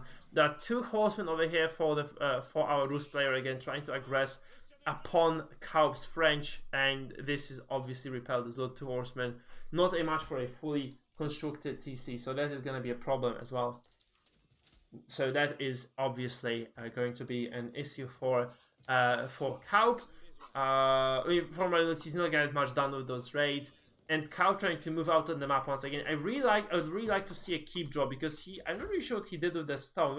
Where exactly is that keep dropped? Okay, so he's just decided for the safe kind of approach with getting that keep in his main. That is obviously going to mean that this keep is going to be able to safeguard any sort of opportunities for Kaup. And he's going to permanently increase. It's kind of safe, but like if you lose this keep, you'll probably lose the game anyway. So it's going to kind of permanently increase the efficiency of those buildings in terms of production costs. Very, very good stuff. And Cup actually should have enough stone to build another keep quite soon, I guess. So that is quite good, of course. Like, there's another attempted fight here at the keep over here. Not really accomplishing much. And there is also a raid coming into the wood line. Again, probably met with some units already. So this is not going to once again kill too many villages, I think. It is going to be just some... Actually, a warrior monk here in the mix. With a couple of those horsemen. Probably just trying to fight this. And there's... I don't think there's enough damage they can do here to actually just make a significant mark on this game. 93 villages for the French, by the way, to 107 for the Rus. Do we have triple TC somewhere? I don't think so. There's been actually Cup just throwing away or not producing villagers consistently, because the French do produce villagers faster, which should result in a nice advantage for our French player, which is not the case. So yeah, it's just more villagers somewhere. So there are like multiplies happening. This one at the south here, just knights. Losing over here, there's another push over here with a large quantity of the Rus knights, horsemen. Now, it's actually just knights. It's pure knight, archers, spearmen composition, and no horsemen contaminating the mix. And it's actually going to mean that maybe Cup can actually take this fight. I'm not really sure how exactly the numbers are going to pan out, but Cup has a very nice force here. He doesn't have the village account yet, but he's actually working with a very nice force, and there is also a Mongol to deter any sort of backline from firing away for free. So there is not much that he can do. And Cup seemingly just in a nice position altogether. So he's gonna take this fight, very important for him, obviously, to just regain some sort of composure. But he does need to extend it. He does need to probably retake the sacred site, which is not an easy task. And yeah, you can see those knights actually moving from the Rus around here, so that he's gonna just wrap around and ensure that those two sacred sites and 5 relics stay in his control. Which again, I think is in the long run, in the grand scheme of things, like, gonna allow our Rus player to just go up to Imperial and just take over the game entirely. You can see how much infrastructure we're working with just a single... Sorry, my dog is being weird. But just with a single... or maybe like 2 cannons, in fact, you can break anything the French have. Like, any keep can just fall immediately. And those Imperial upgrades, of course, with so much gold that Marino does have, are just going to be quite massive indeed. Now, there's a nice attack over here, actually 2 villages and a couple of those weaker units dying here. Just traded for 2 knights. I think it's kind of worth it. But yeah. Sorry, Marino is actually gonna go up. He's working with 1400 food right now, which is a very large number, and 2,000 food, so 2,000 wood and gold as well. So Marino has a very decent army. At the very same time, he's gonna get close to aging up. So if this is allowed to happen, of course, he's actually gonna take the fight beforehand. It's gonna absolutely allow him to, if he takes this fight over here, he's gonna be almost free to just do whatever the hell he wants with himself, right? He's just gonna be able to just get any sort of age up he does desire. He's just gonna do this. Cup actually kind of in a similar boat though, so Cup is actually getting some gold here. He's gonna try to age up too, I think. So he's gonna go up to Imperial relatively close to his opponent. Obviously, I think he just cashed out from this guild call, yeah. 20 gold here, so he did actually take all the money out. He's gonna have enough right now to go to Imperial if he does desire to do so. Though you have to say, you know, Marino already Imperial started right here. So it's going to mean that, you know, he's just going to have a very nice spot in this game altogether for that reason. He's just gonna be able to find way more damage because his units are just going to be so much stronger than those Castle Age counterparts, right? So he's going to be a very decent spot right now for Marine Lord in this game, like as he's trying to develop his position here. And yeah, there's a keep being dropped a little bit closer right now for the Rus, so this is going to be quite dangerous, quite aggressive. And obviously we do see this high armory here for the Rus just being built, so this is going to essentially supply those two siege workshops with lowered costs. And this building also comes with some extra super important tech for the Rus artillery to be had that you just really want to possess if you are a Rus player indeed. You can see here actually there's a nice push against those Mangonels, but there are Springles in the mix as well, so it's not going to be the cleanest push of them all. And I do not believe that Cup has even started the age up yet, right? He has not, and he's gonna realize how far behind he is right now with the Imperial hitting for Marine Lord, and actually Cup doesn't quite have the army or the potential even to keep fighting and go up to Imp right now. So Marine Lord was able to find some extra damage here in this game. He was able to actually just get an overwhelming army count as a result. And safely behind this, he just is going to kind of near the Imperial age up. Still quite a way off, but as the game develops, I think he's eventually going to be able to just kind of get that rolling, which is quite the most important thing in the world. So Imperial Age Up is going to be very, very strong for Marine Lord here, and he's just going to probably just absolutely obliterate his opponent. Which is great, right? Obviously, very, very good stuff for Marine Lord altogether. Just super sharp gameplay, very good decision making. He's just gonna he's making this look easy. But if you play a game yourself, like this one, like a long, game where everyone just knows that they want to go macro, you'll realize how taxing this is on your body. Really, it's just crazy.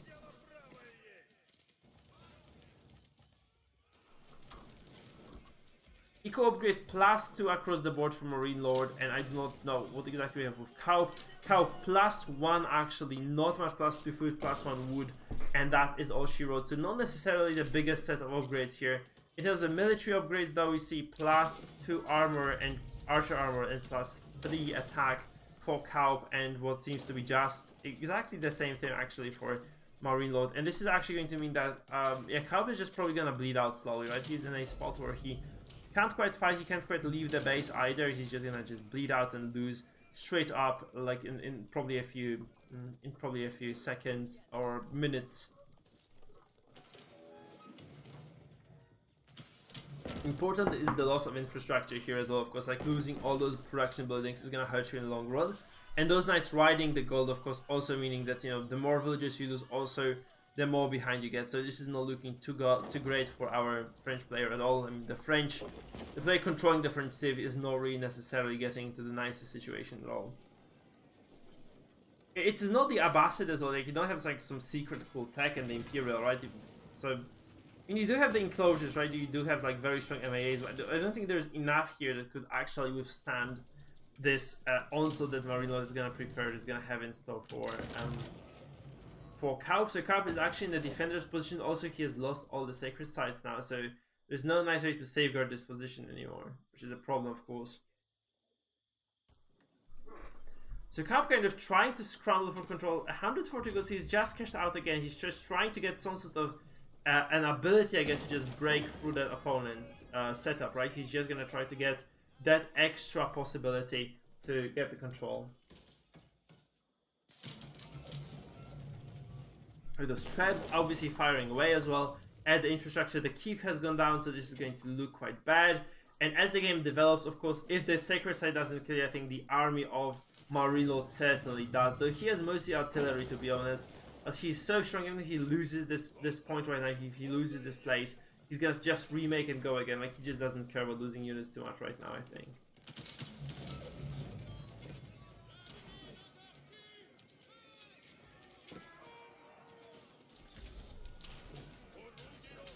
Yeah, and Kaup does. Sorry, I'm very tired now, so I kind of stopped paying attention. The Kaup does tap out. This game has been over for a while, I think. Kaup never decided to go for this kind of ending fight. He just knew, you know, he was very far behind in tag. There was no freaking way for him to just kind of claw his way back into this. And as a result here, Kaup does indeed take this game quite convincingly at that as well. Very important to know that. So yeah, quite a big deal, honestly. And yeah, Kaup. This being said, Kaup is out of the tournament. And if you look at the leaderboard, actually, it is going to be Vortex, Marine Lord, Linux, the Muslim, Bay, Beast Security, Poppy Poor, and we're lacking one person still, I think, to see who is actually going to continue. I think it's gonna be Divine DFP, who has not reported his victory there, because I think Divine DFP took the series against Kaposh 2-0. I don't think they're still playing, are they? It would be terrible if they were still playing.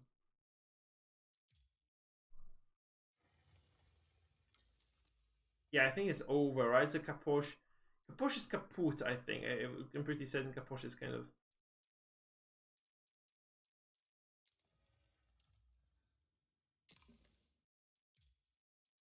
dead. Oh shit, I have to, oh no, I added him by mistake.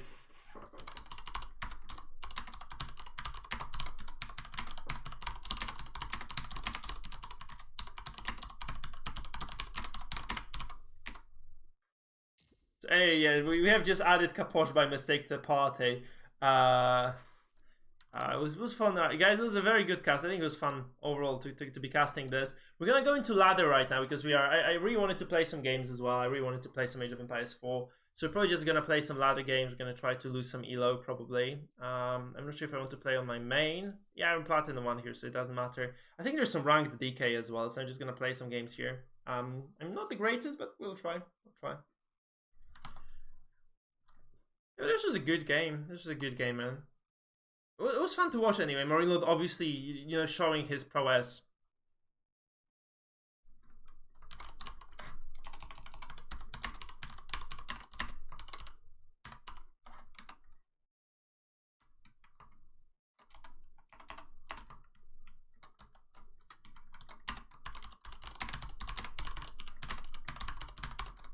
So we're just gonna go into the games themselves. I think I'm just going to change the titles here a little bit. So I'll be obviously playing instead of casting right now. So I'm just going to make that known, and we're gonna continue into the normal kind of, you know, gameplay stream, I guess. I'm not sure how long. It probably is just gonna be 2-3 games before I fall asleep properly.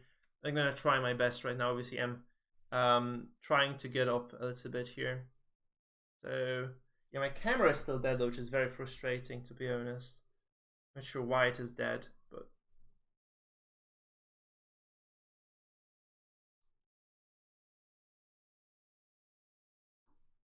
I think it's like I disconnected it accidentally for a second, and my software just not going to allow me to kind of reactivate and just kind of get it going though. It's quite frustrating.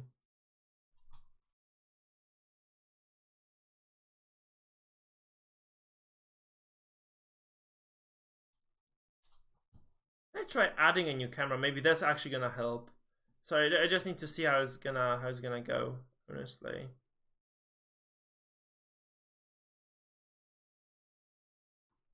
Because I'd really love to have a camera available for the games, but if it's not gonna happen, it's not gonna happen today, I guess.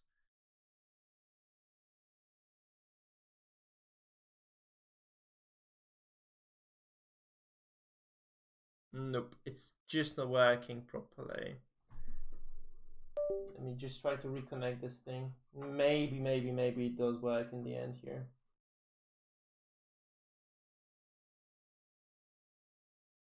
Yeah, I just need to buy a new webcam, don't I? Because this one is just...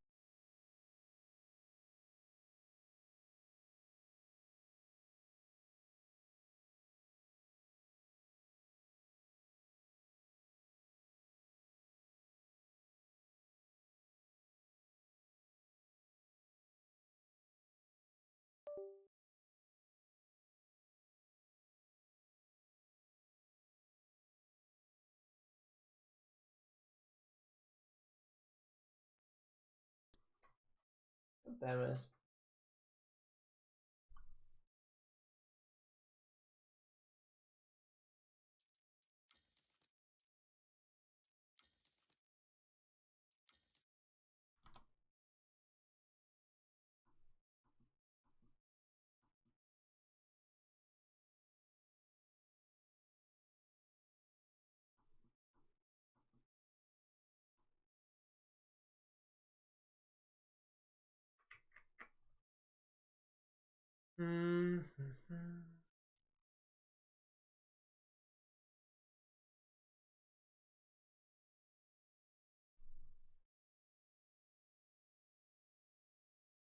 So deactivated. I disconnect. Sorry, I'm just trying to mess with this thing.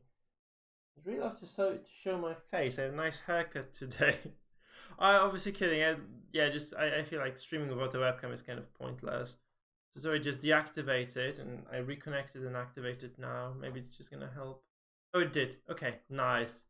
Holy crap, it's working. It's just massive. It's just huge for some reason. It is just huge for some reason. Sorry. So we're back. We're back.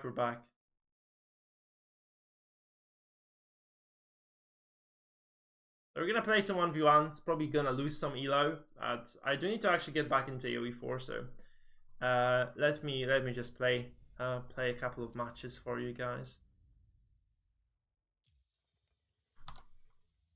We're just gonna go into ranked. We're gonna try.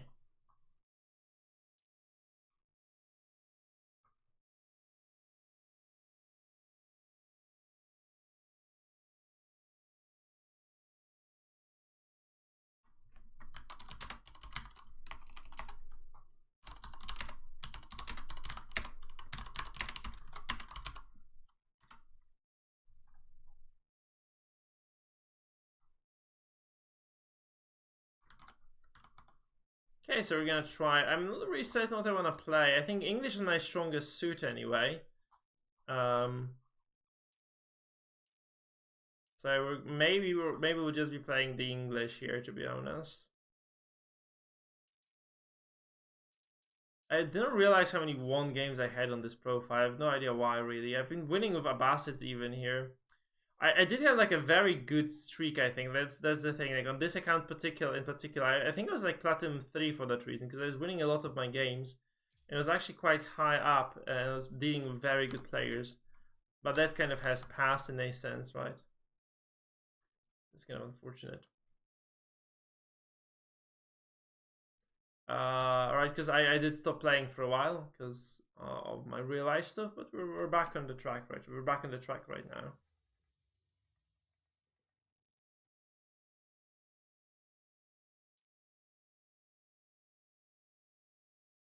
We're in a game. Jacobe. And yeah, we'll probably just do English here. I think that is my strongest suit. Altai though, I think Altai is a sketchy map altogether. I don't like this map at all. I don't like those kind of two kind of tight corridors right at the sides. So that is quite scary, I guess. We shall see how it goes. Oh, it's English. Oh no, it's gonna be English v English as well. So it's quite annoying indeed. I mean, if you play English v English, I think you just go for fast caster though, right? You just go for fast caster. It's gonna be quite fine then.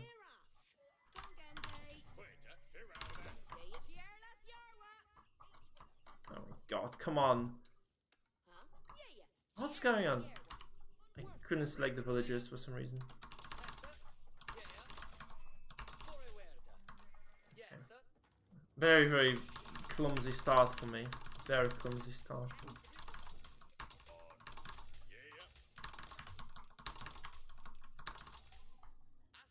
We're on track. Though we're on track. I don't get that second sheep though, so we probably have to backtrack quickly. So just go like we'll probably just go behind like this. I think that's the right track for us.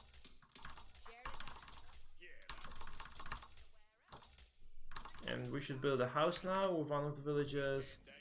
And yeah, preferably the others should not be building the mill immediately, but we'll just probably start with the mill nonetheless. Yeah, I think that was the fancy farm layout.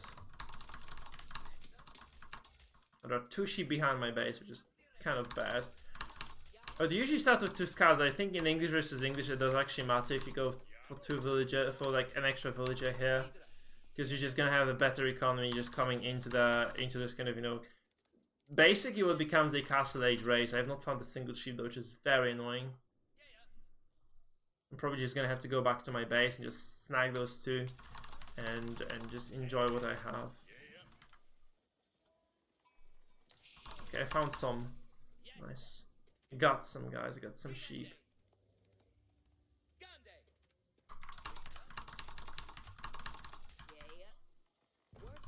No, you can't, because I need the wood for the wheelbarrow. I kind of started it late as well. It's not a perfect build by any means.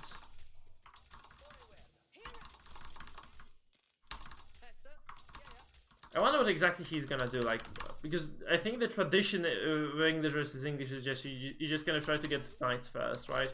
Like whoever gets to knights, like they usually just win the entire thing. If you can just effectively use them anyway to be aggressive, right?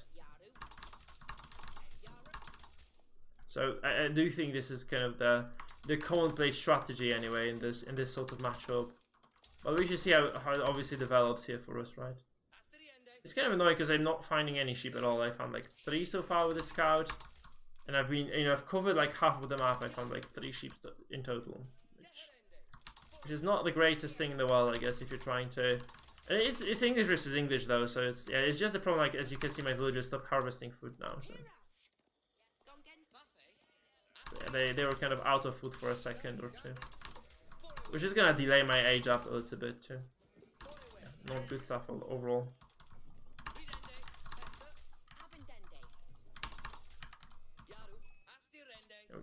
Okay, like some back sheep as well. It's not the worst thing in the world, I guess. But this guy is way better than me. I think he's like way higher reload than I am. Like he's diamond 1 versus me being plat 1. So it is going to be quite a big discrepancy, I'm afraid. Right, so we're just gonna go, I think 2 villages to age up, right? I'm just gonna check out this quadrant as well because I have not been here yet. And then I'm just gonna go to his base and see what he's up to. I don't think he's gonna be aggressive though, so we should be fine with what we're doing anyway. Are we gonna get the shots on this? Yeah, one more! Oh, get fucked, sorry. Yes. Nice, okay, so we just have to ungarrison now. Very good stuff, very good stuff. So yeah, this is how we snipe scouts. I'm sorry, Mr. Scout, like, he just had it coming though. I can't actually. I'm gonna reclaim those sheep. Very good stuff for me, of course. And yeah. So we did deny some extra food income from it. I don't think it matters too much because, to be entirely honest with you guys, right, it's whatever. And I'm obviously over queuing. I should have started the age up like ages ago. So cancel for here. Yeah. I got overhyped by this. I'm gonna actually age up with more villages than I should be. And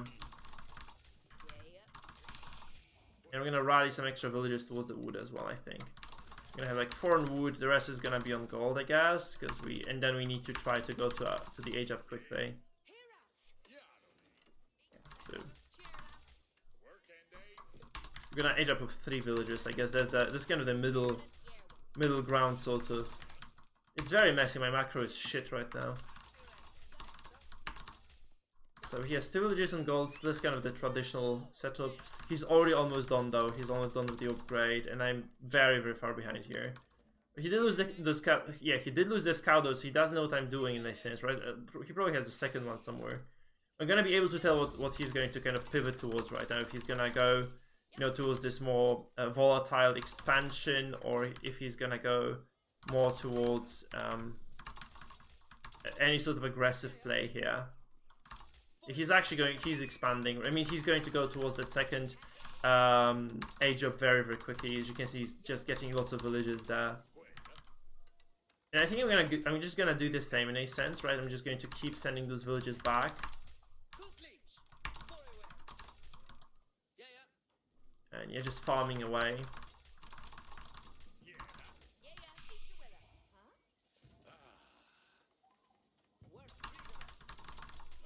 Yeah, there's something off because of those farms. I mean, because of those berry bushes. I did misplace this, so it's a bit of fuck. Losing that is gonna be annoying. I don't care at all though, because I have enough sheep here to sustain my villagers. Just kind of, you know, feeding on those, and I'm just gonna keep adding stuff as we go. Oh, he has a stable actually. What the fuck? This is weird. This is not standard play. No. So he's actually going to be aggressive here for some reason as well. I'm gonna have to shift some villagers from here towards the wood line then. Because that's quite annoying, right? It's quite annoying indeed. It's good that I did see this, but I'm not sure how much I can do about it, right? I mean...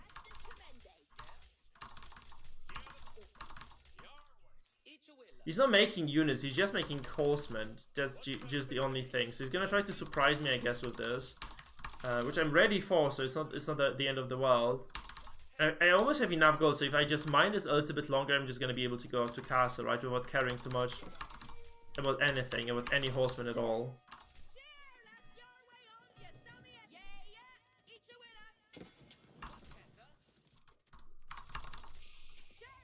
Yeah, I really don't care. This is, yeah, I need 50 gold more, and I'm just gonna get this.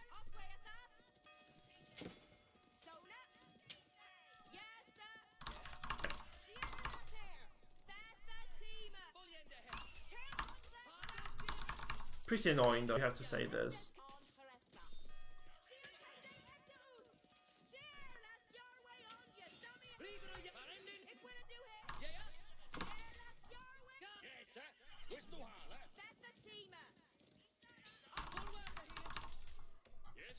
I'm just gonna build a stable of my own, I guess.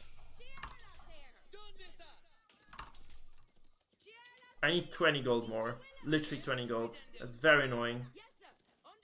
I guess I'm just gonna try to hard mine this and then move away.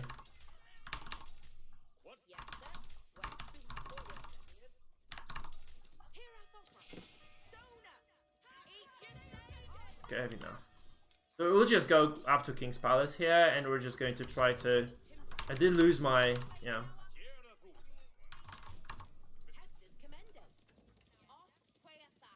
Can't harass it, can he? I'm not sure if he got enough out of this, if this is worth it for him at all. I'm gonna move these villagers to a safe spot too.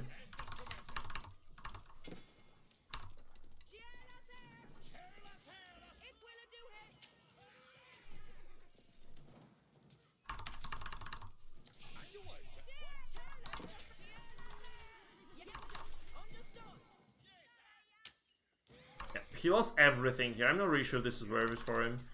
So I'm just gonna obviously rally some of those villages back towards the gold right now. I'm gonna get additional stables here as well. This is important.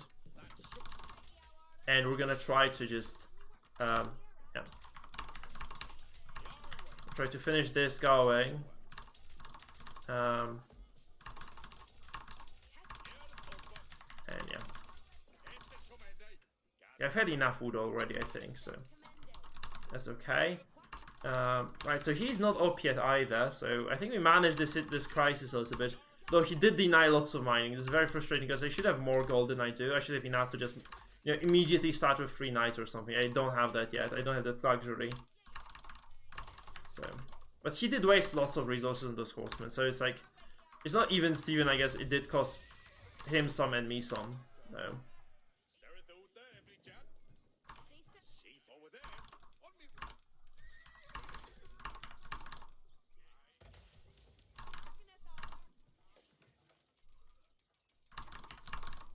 And I do need to get some extra food right now, right? I need to get some extra food income anyway. That's the annoying part. So I do need to have some villages on the wood line here, because I do need to actually get some secure wood line access. Okay, we're gonna just try to wall a little bit here as well. Just some villages to the side, just make sure that we're not like open, completely open to attacks, right, by knights. It should be fine like this. I'm just gonna wall this again and go back, and you just wall this. We're kind of a happy person right now with all these openings walled off completely. I'm gonna try to be aggressive on that gold of his right now as well.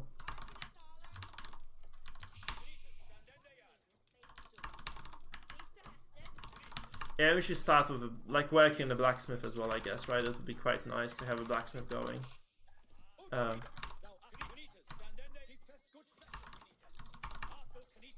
So it can be annoying right now on our side. And probably getting the prelates as well, I mean the monks, is gonna be beneficial as well here.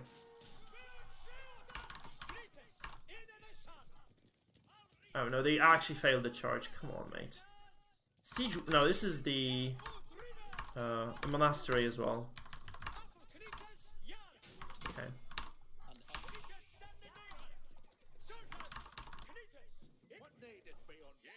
Monastery as well. I'm gonna obviously have to do it. Wait, I lost a knight, right? I lost a knight there. Kind of unlucky.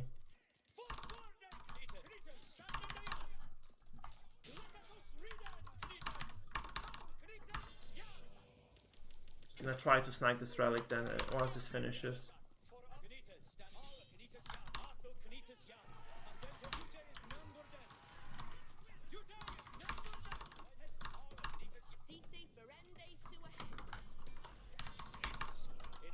Oh no, that's bad.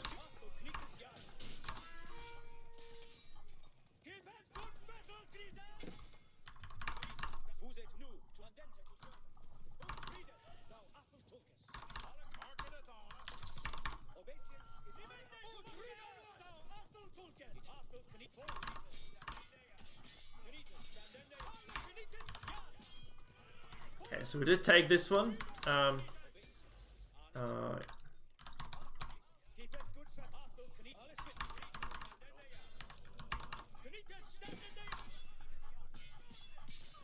Okay, we kill a knight, and we can keep fighting actually.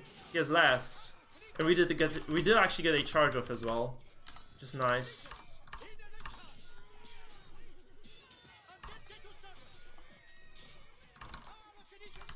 He's gonna lose another knight. I'm gonna back away with mine. Okay, so this charge doesn't work.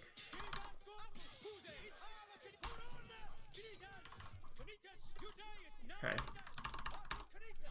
And you go. Why didn't you go out? Oh fuck, I know why. And I also know why I don't have enough units coming in. Because I did actually just fucking destroy my wall off here.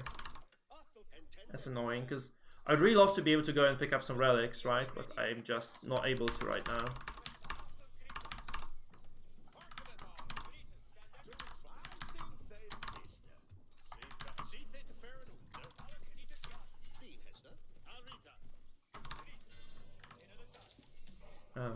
Shit.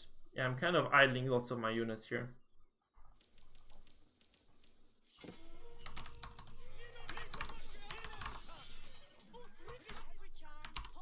Okay, where is our gold here? Shit.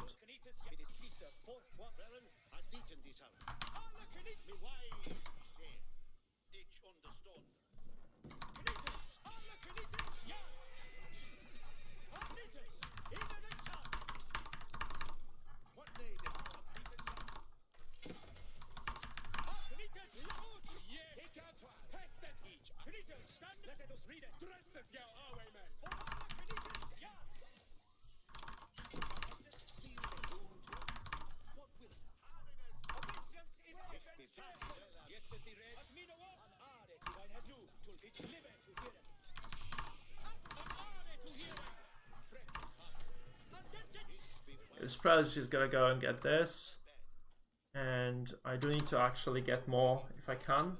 Maybe I'm just gonna get the sacred site or something, I don't know yet. And I'm gonna get a tower here. That's way too many villages on gold as well. And it's terrible macro, and I'm so bad right now. But we're surviving anyway right now. We got the relics, which is important, right? We got the relics, which is very, very good for us. And yeah, I'm just gonna get a milk here. I just need to get some food coming in, because I did mess up the macro, as I said, quite badly. I'm gonna get those villages here. We have the relics, I guess. This is fine. I'm gonna lead this monk through, so I'm just gonna get the third relic. I probably should get some stone on this. You should get some of those villagers towards this stone. Where's the stone here in my base? Yeah. Okay, you guys just go out. Just go back, get back to work.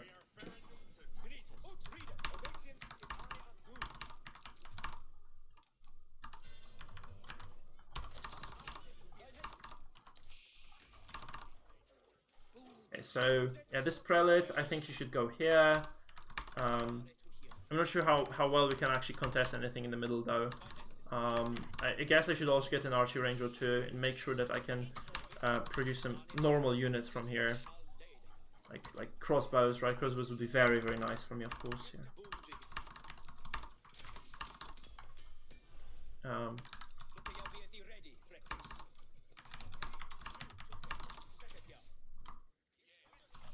Oh wait, way too many prelates, but this is so many prelates, holy fuck. I mean, I do have all the relics I need, right? That's kind of the nice bit of it, so we have some extra healing, but that's way too many prelates altogether. I swear to god. Because I have not really scouted this kind of northern part. I have no idea where the second sacred site might be. So, that is quite annoying, I guess. And getting some crossbows would be fucking lovely too. But I do need to actually wait for that, so...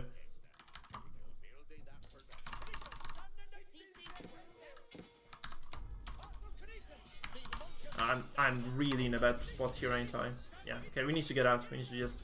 I'm just gonna back away with those units. I just need to back away with those units.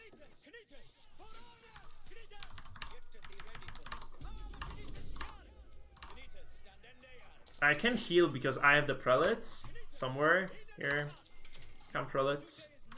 We're just gonna get some healing done, right? But I do not want to be taking these fights here, for sure. I can at least just kind of derail his attention a little bit, because I can find the sacred site here probably. It should be here somewhere. So this should mean that I can, you know, just defend this position at least quite efficiently. I'm gonna get a springald as well here.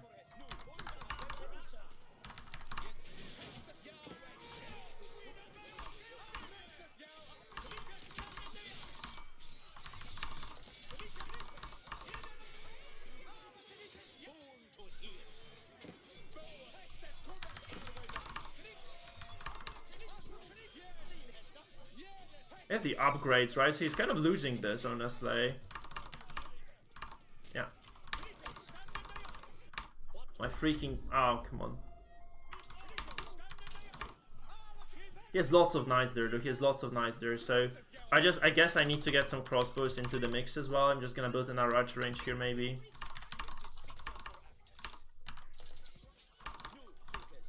No, why are they there in the first place? No.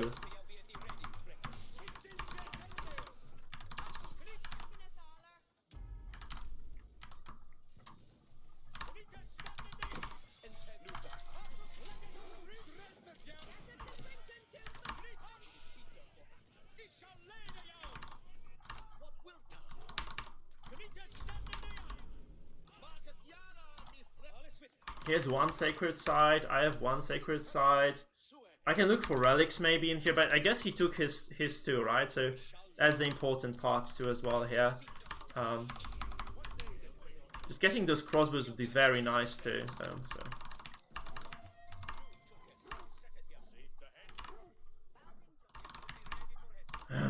Okay, well. I can get some archers because it doesn't hurt me too much, I guess. I should definitely get some archer upgrades, like ranged upgrades. Being able to get some solid... How many knights? 13 knights he has here at least. I got another sacred site here as well, which is great. He's trying to neutralize it with one knight, which is awesome as well. And we can probably try to fight this now since he's... I hope he's gonna be busy with something. So maybe we can take a beneficial fight here right now. He's also overmade those terribly.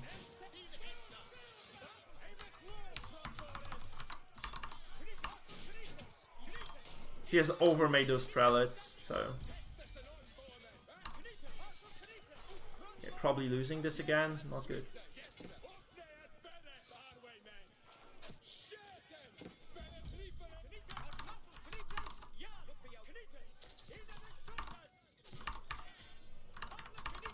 Okay, so we're gonna do here, I'm probably just gonna drop a keep once I can. That's quite important to remember, that I can still drop a keep. I can keep prodding with those.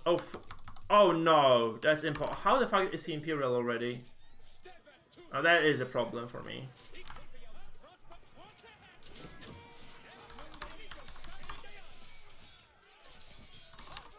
He's gonna lose this fight, but... Yeah, that's very bad for... That's bad news. That's bad news for certain then. Okay, that is going to be quite annoying. I'm gonna get a keep here. I hope I can get a keep like here maybe. Just ensure that he can't keep it up too much. Yeah, but this is terrible. Like, if he's Imperial, I'm fucked. I'm properly fucked right now. No kidding, man. He's also decapped all those sacred sites at the sides, which is a little bit annoying. But he's gonna get, like, cannons out right now if he wants to. I don't think I have enough on food right now either.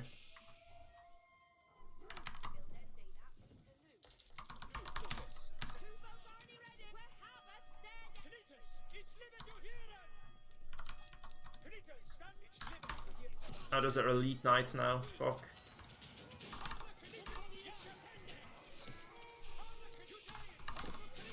He's throwing units away, which is great for me because, like, he did sacrifice quite a bit getting here. He's just gonna throw lots of these knights away too.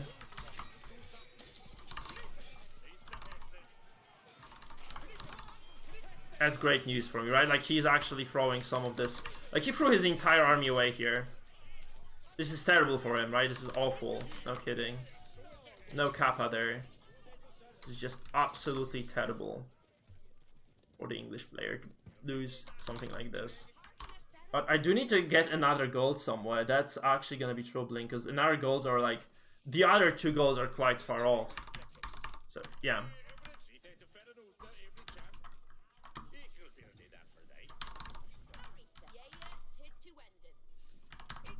But he's getting the enclosures, right? He's getting the enclosure food.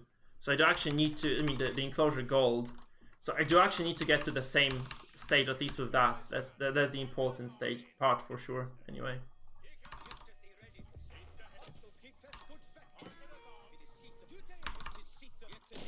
He's getting a trap here, which I can probably just get rid of, I hope. I'm gonna just go up as well here with Wingard. I hope I don't throw away too many units here to do this, but I think it's quite important for me to actually get this thing.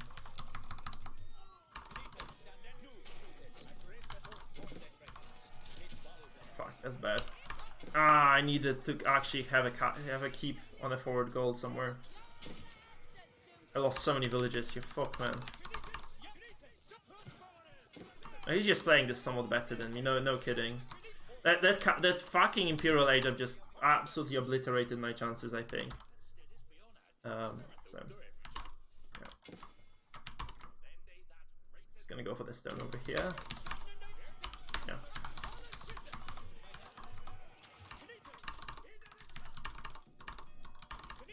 Yeah, I'm way too late to Imperial, man. Way too late to Imperial. And yeah, this gold is way too exposed as well. Fuck.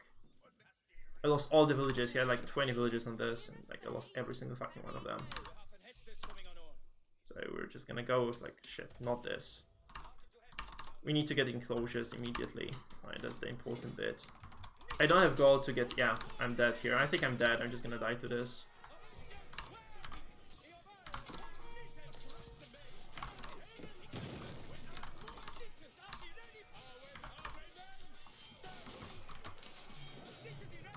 He has all the upgrades as well on his knights. So I don't think it even matters that he's taking a very unfavorable fight here. Just has all the upgrades and some more. I need to just repair this and get back. If he's losing the knights, he's losing every single one of those. There's a good bit, I guess, for me. I could just get like an archer ball, and crossbow ball, and I could probably just, you know, keep on fighting. But that's about it. I do need to actually save this keep. Maybe not at all costs, but I do need to save it, right? So it's quite important as well. Fuck, that's some traps, ain't it?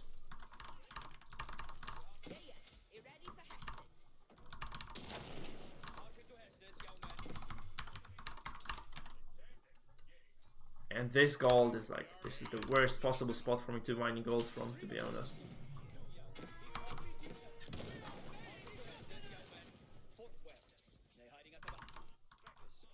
And he has some spearmen right now, which is obviously going to be another thorn in my side.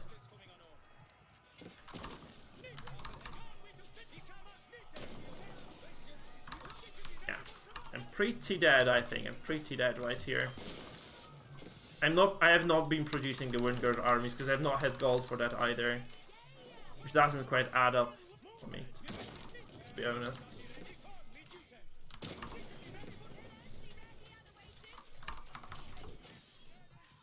Yeah, I have no money for upgrades because I have no gold access, man. I have no gold access. And the only gold I have is here, and he is actually a fucking knight over here, so to get this, I'd really need to just rally some of my own knights, and he has too much to do. Ah. That was very quick Imperial from him, like.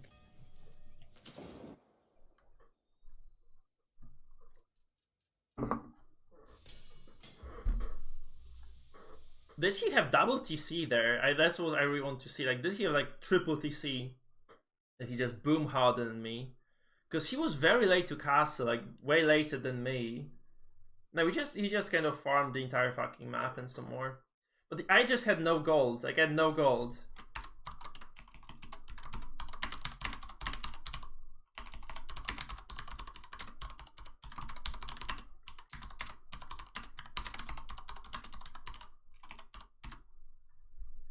Look at this. Like, there was one contested gold over here that we were just fighting over. He has, yeah, he had these two, like very large gold deposit here, for instance, right? He probably mined out something here too. This map is weird. Like, I really don't like playing it. I don't feel comfy playing here at all. So yeah, that was a really the problem here for me in the end. Like, I just couldn't access any sort of gold. I had no way of upgrading my units, and he has like full imp upgrades on his, right? So whatever I did, I was just fucked. Like, he got like the Imperial Knight upgrade very early too, and I just wasn't able to get that. Kind of unfortunate. Like, yeah, but he played well. He played very well. That was not something that I can complain about. Like, he just outplayed me quite a bit. And yeah, I was not able to get the Wurngard Palace production because that costs gold, right? So it's not rebuilding anything at all. I was just completely dead here. Guild plus 3 upgrades on the blacksmith, which are also very expensive because he could. And yeah, I probably just misplaced the keep. I think if I had just placed this keep maybe here instead of like, there was no point for it to be here. Like I was already exhausting that gold deposit like quite hard. And yeah, fighting castle versus imp is just awful, right? You just kind of have a tier disadvantage.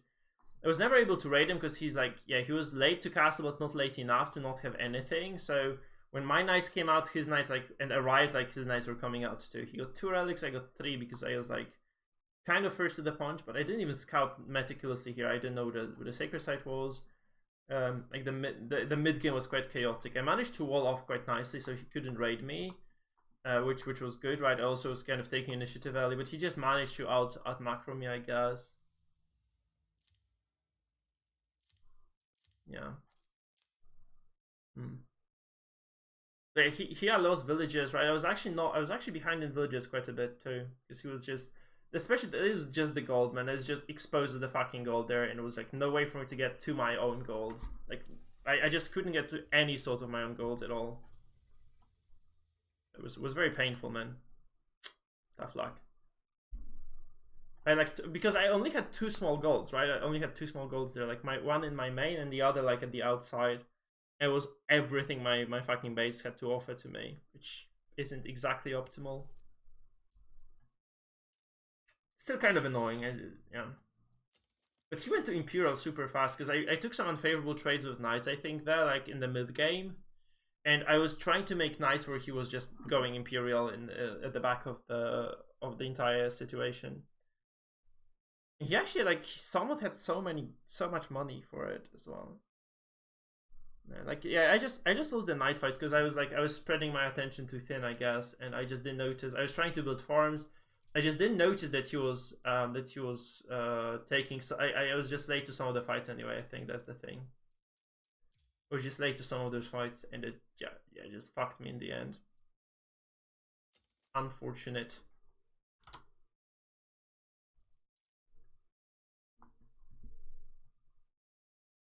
But yeah, he had some nice overall I don't think anything special happened that game really, to be honest, either. Like when you think about what exactly fucking went down there, he just had more in the end and he just won, right? Because he was producing more. And my golds were all fucking exposed as hell. I should have probably just walled those a bit further, but there was no gold on my side, right? There was no gold on my side. The only gold that we had was on his side at the northwest, right? That was the only gold that was on the map. So I couldn't even just build a wall and just mine something, right? Because he had it was just all fucking taken. Yeah. That was tough. Because I think we're kind of going head to head until some point, right? Where I had to just kind of go see the overall timeline. You can see for a very long time we're just trading evenly. I think military counts were equal, right? And we're not really far behind at any point, in terms of the military. But I lost villages, when I was trying to mine that forward gold. I lost a few here, then I lost a couple more there. It just kind of added up to a clusterfuck in the end. That allowed him to go in. Yeah, that's probably what allowed him to go Imperial, because I was 20 villages behind at that point. Because he took 2 good villager. He raided my villages twice, well, and I lost too much there. That was basically the end of the story for me. Sag. I think I dropped that keep and I lost some villages in the process when I was dropping that, so definitely not. Oh no, this is Crack Boom. I know this guy. Oh no, oh no, oh no, no, oh no. This guy is a streamer. He's a very good one as well. I mean, he's a good player. He's probably a good streamer as well. I have not really been watching him recently.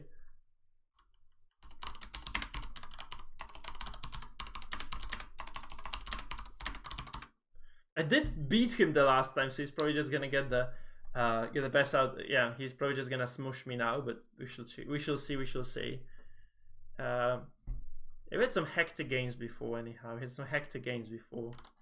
It should be fun.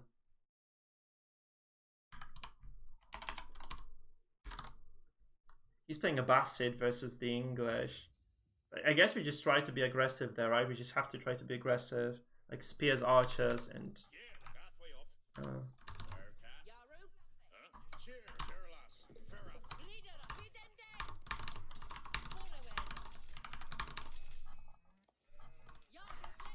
and yeah, I just recognize it, like the further down this path we go, like the further I play, that I'm really out of practice. You can see like I didn't rally the villager onto the sheep, for instance. It's kind of frustrating to see this, but yeah, it is whatever.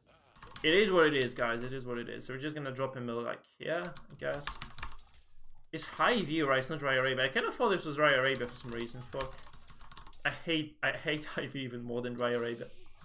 Because what high view does actually is like the vision is very obscure, right? So I mean, it's kind of good for if you're going to do anything like big and aggressive, though.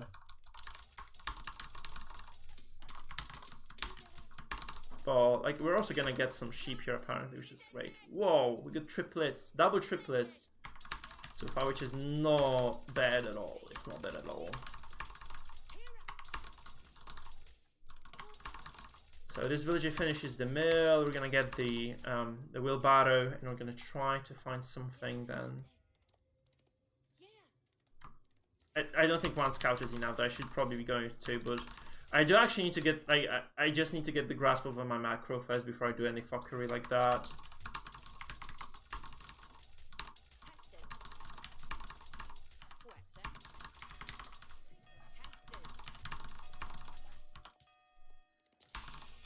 He loses some HP on the scout, which is great. Like this was a bit rude for me to attack this like that, but I just kind of assumed that he's gonna walk into the range, which he did.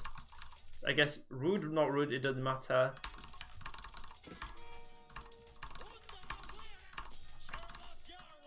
I'm gonna come back with my main scout as well. I'm gonna kill his sheep.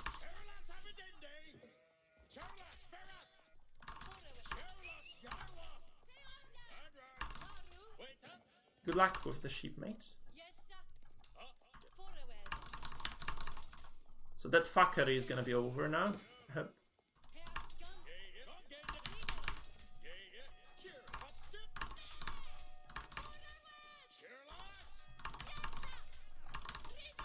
He tries to be annoying. I don't think it's gonna work too well for you, though, mate. I don't think it's gonna work too well for you at all. It's like English villagers can fucking shoot bows, so that's definitely something, right? It's got to count for something. Yeah. I mean, that's kind of the advantage of having two scouts, right? But I also have the decent economy here, so I don't think I should worry too much. I'm gonna get another scout there because I do need to make up for the differential now. Right, with me like kind of losing some time on gold overall, I think I need to just make up for the difference. I'm just gonna add some extra scouts there. This also means he does miss out on additional sheep, which is important. I think Abbasids care about the sheep way more than the English ever would. Because the English just, yeah, the English just kind of get their... the English just get their food anyway from farms, but getting the sheep as the English versus the Abbasid means like you're denying that actually from your opponent, which is very important because the Abbasids, like, they're gonna starve if they don't get enough sheep, and I don't think our body here... Like, he lost 2 sheep in the process here, like, I was actually aggressive against his scouts, so he lost a few sheep. I'm actually getting another triplets here, which means like he has barely anything to come back to. He has very little food, I think, which is, it's terrible for him. It's atrociously bad for him, but it is absolutely fucking golden for me, man. I'm gonna go for Council Hall like here. I'm gonna need to go for some... Oh man, it's gonna hurt, like, cause he's gonna see like how many sheep I have right now. You can also go through the middle. I think he never went to the middle as well, so I can just kind of capitalize on that a bit. We're gonna rally towards the wood line, and we're gonna get some extra villages towards the wood line as well. I'm gonna keep adding farms here as well. I can add this one here, I think.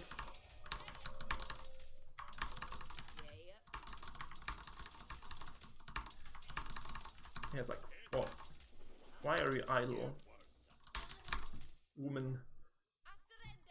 Anyway, so we have 2 villagers building this. We have 2 villagers on the gold still to be able to get the wood upgrade as soon as we can. We have found 3 relics so far. I gotta go to this kind of left quadrant yet. Scouting this fucking map is a nightmare, by the way. It's like totally terrible.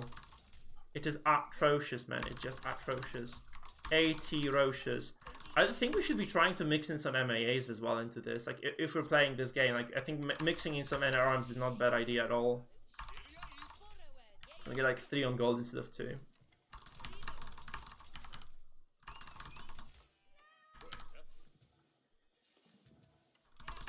See, the more farming I get, the better. I know this is terrible layout. It doesn't look good. I even like that's what it is.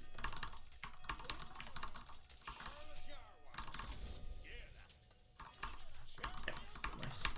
So he takes an arrow to the face, which is always Gucci as well.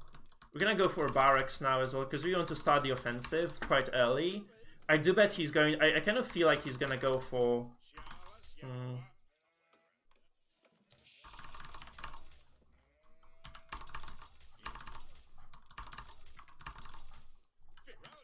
He's also late to fucking feudal. Like, it's normal for English to be there like at 550, but for the Abbasid, not so much, right? He should have been there like way sooner than he got there, I guess. It feels like he's late anyhow. Lost. I guess he's out of food. No, he has lots of sheep actually under his TC. It's not the problem. He's gonna go for that second. I need to scout what he's gonna do though. So he has enough stun. I need to find where his second TC is then. That's all. There's a wood line very exposed here, so that's what we're probably gonna focus on later. I do need to see what he's... So he has no military infrastructure yet either, right?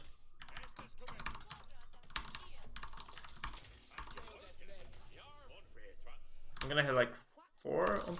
I think that's the right count as well.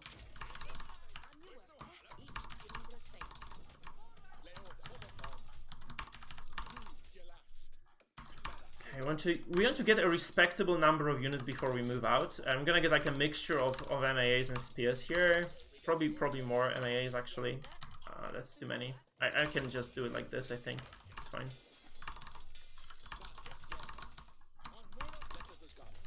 And we're gonna get a villager with this, or 2. I think 2 villagers is safer than 1, so we're just gonna get like 2 villagers on. Where's his fucking second TC anyway?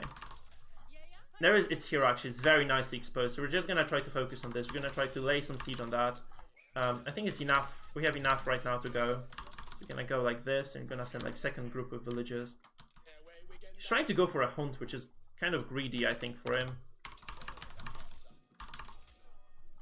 He's gonna see me moving out with the villagers. My scout does see him though, so it's also not that bad.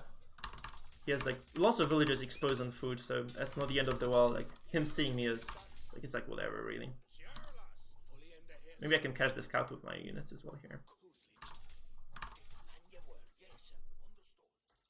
He's gonna tower. I'm gonna tower his berries as well then. That's fine.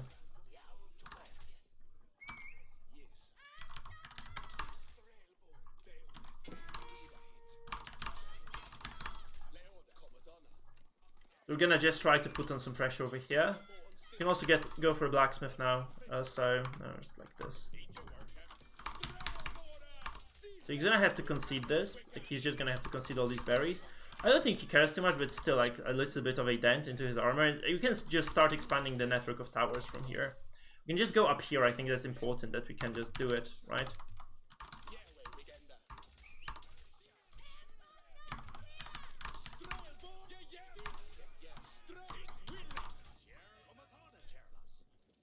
We can just continue then. I'm gonna get a tower here. We're just going to go up towards that wood line. And I need to send 2 or 3 villages right now towards the stone.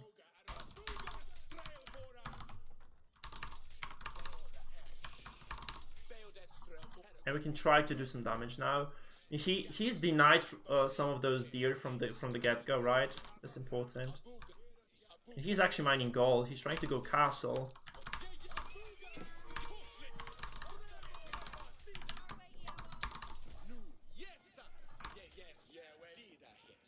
Some horsemen. We're gonna focus the horsemen here.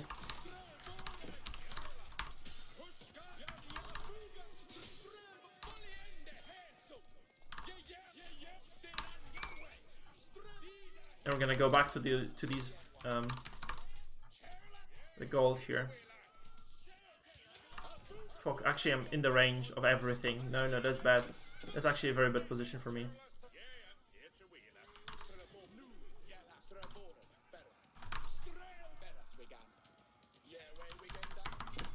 Ah, that's awful. That's a terrible game by me so far. I also lost the tower, didn't cancel it. Shit.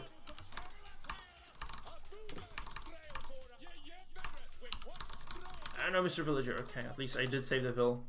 But that's not great for me. I can just go try to find it. I can go and find another angle here, maybe.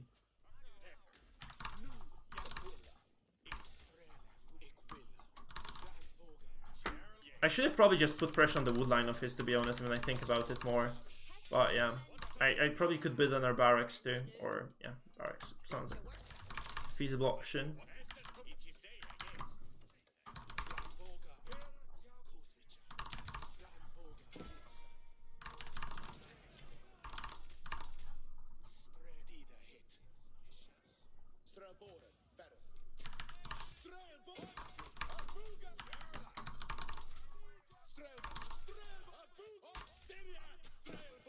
He loses nice villager count here. That's definitely great.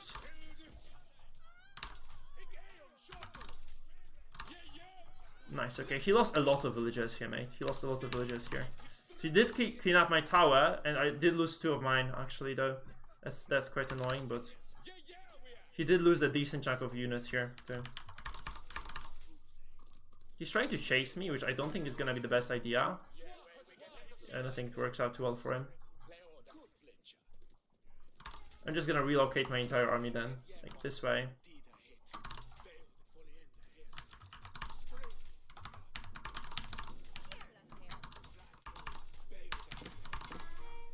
Okay, he has 5 villages there. It would be nice to get the extra attack speed there as well. So I'm just gonna get these villages. I'm gonna get a tower here. We're gonna try to ram this fucking thing down, I guess.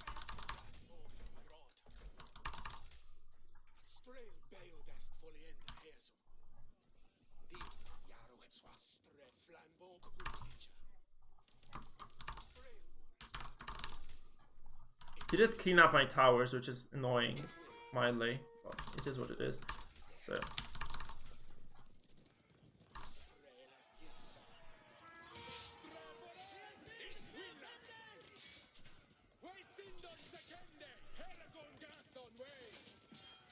I'm dead here, man.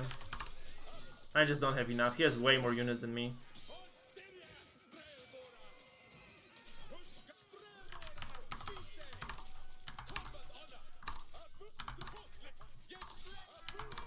Yeah. He just outproduced me heavily here for some reason. I didn't have the tower. I took the fight without the tower, so yeah. Oh, very frustrating. I mean, I can try to take this like from this position right now, but no.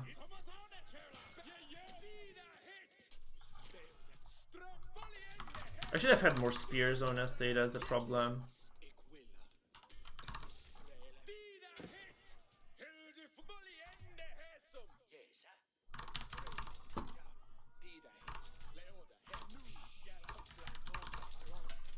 He has enough gold, I think, to go up as well, which is a problem. No, no, no archers.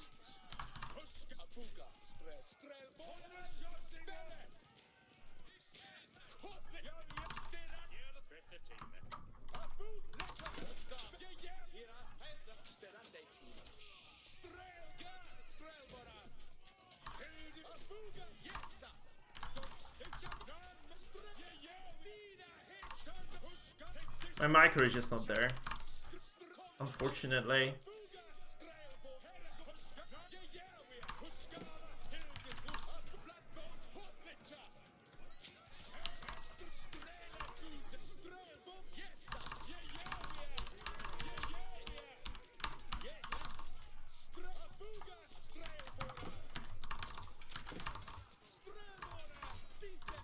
I don't think he can fight this. Like, I don't think he can just sustain a fight like this for long.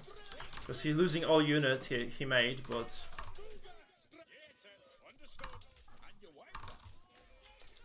That's not working, but like he can definitely just try to do something in the long run with this. So I'm in a lot of trouble now, no kidding, I'm in a lot of trouble.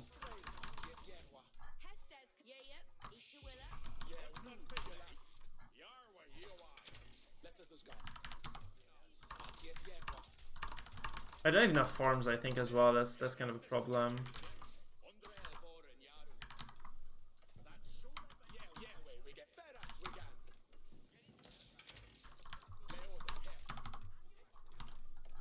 His horsemen and archers.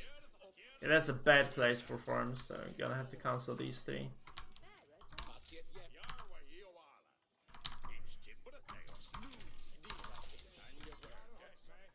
I'm gonna move this farm over here at least.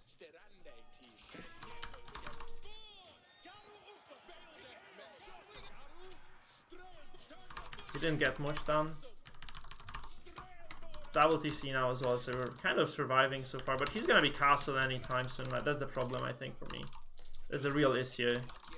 He's just gonna be castled, and I'm nowhere near being able to go castle myself. I'm surviving, that's the important part for now, but like, I'm really nowhere near the tech tier he is at, and obviously his villagers are gonna be cheaper, so he's gonna transition faster than me, right? He's just gonna transition faster than me. I wonder how much army he's going to be able to make, though. That's the question, too. I'm going to just try to maybe harass his archers now, since I think he's just kind of idling. I know he's actually going to go for rams now. So I need to keep making units then.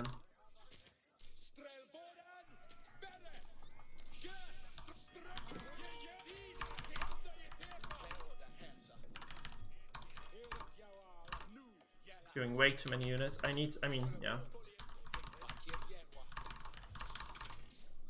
I'm gonna need some extra towers here, I think, as well.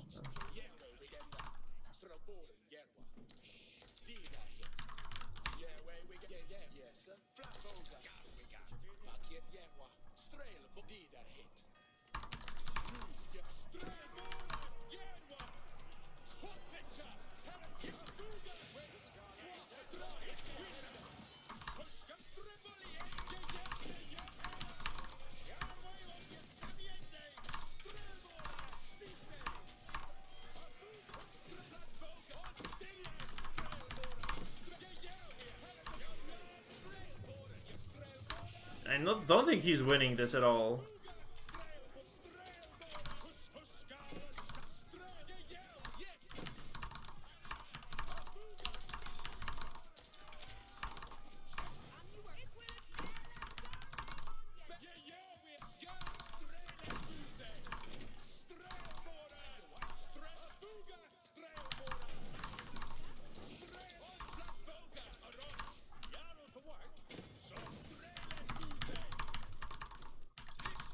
He's not raiding either, so.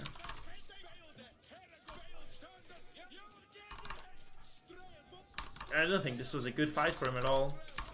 In fact, it's quite an atrocious fight for him. Because he lost the majority of his forces there. I don't think he has the ability to keep going against me, honestly, right at this pace. So I'm gonna go back to farming here. Yeah, this is an expensive loss for him, kind of. I think he's trying to go castle, that's the thing, so yeah. He's not trying, he is castle, so I'm fucked now.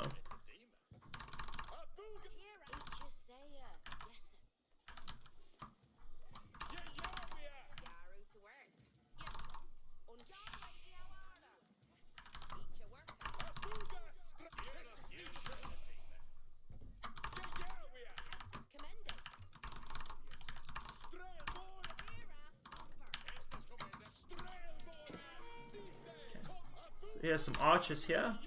He's gonna have knights, this is the problem right now. He's gonna have knights here. And I need to start my age up first. I think since I have the second TC already as it is, I want to just go with to not be too greedy. I'm just gonna go with white tower though, and fuck. Okay, I'm just gonna go with the palace. I know this is probably gonna make me, yeah, I mean, I'm behind anyway. I cannot afford not to have the triple villager production at this point, I think. I need to have something that is anti-armor though, which is quite important. I need to kind of rally those villagers towards the wood lines. And I need to have something that gives me some anti-armor power. So I can actually keep fighting this. But he did lose the majority of his units, that's very important for me. Because this means I can just probably keep going. I just kind of fucked my wood production, my wood gathering. Right now, that's kind of the problem right now. My wood income is kind of insubstantial. I mean, it's actually, it's terrible, it's awful.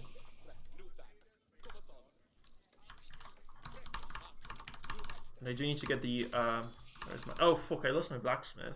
I need to remake the blacksmith first. Yes. There's a single answer there. I mean, a keep would have been better than what I have here, for sure.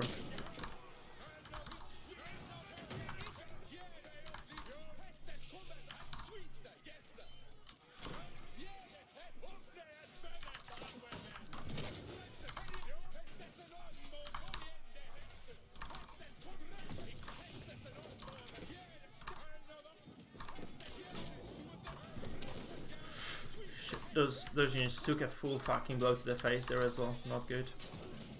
Yeah, I needed a keep, man. I just should have gone for a keep there. I have no idea what the fuck I was thinking. I kind of believed he was further behind than he is. I think that's the problem with this.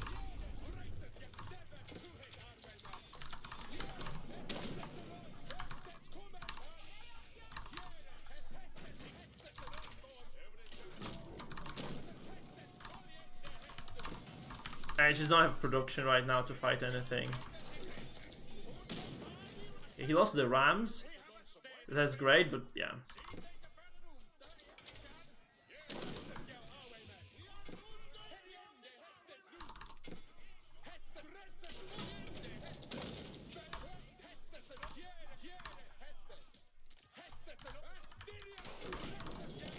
Ouch. I should have been moving. Fuck. Ah. That really hurts now. I have no wood income as well. Man, that's... I literally threw the fucking game, I think. I might have had it. This mango is a massive issue right now. It's like a fucking thorn in my side.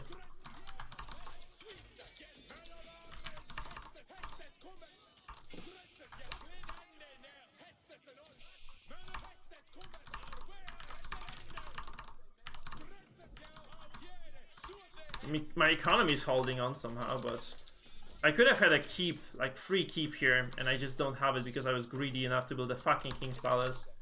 That really frustrates me right now, man. I knew this was a bad idea as well. I just never actually fucking processed that properly, and I never actually got to build something useful instead.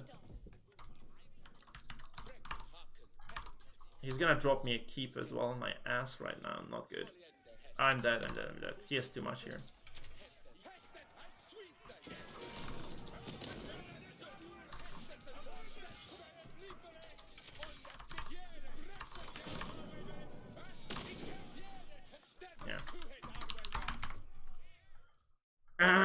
Annoying. I was like off of my unit production. I needed more spearmen than I did make, and then I missed, and I should not have gone between those two TCs. I could have easily just besieged this because this was like super exposed. I could have just built a ram and just killed it. I didn't need to do anything here. I mean, I could have also just gone around, like gone to this wood line here. That was a second kind of option for me, I guess. So I could have gone to this spot, just kind of exploited him here because he had a wood line and he didn't have a second wood line at all. I think it was the biggest mistake of this game. I should have just gone here.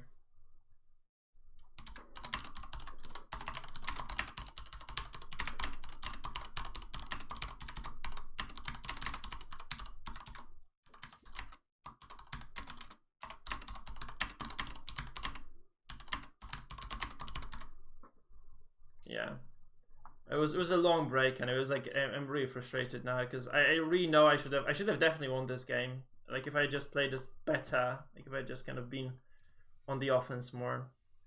I don't think I had enough to. Yeah, I don't think I could have afforded to not go King's Palace. It would have extended the game maybe. So yeah.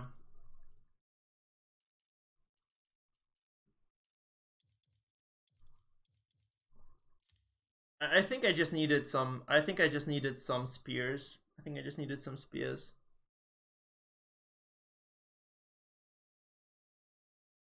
In here, I just needed to get the because I lost this fight so badly. I could have just, if I had been just using spears in there, if I just gone for the wood lines, I would have definitely got more here. Because like if I deny the wood, you can't do anything, right?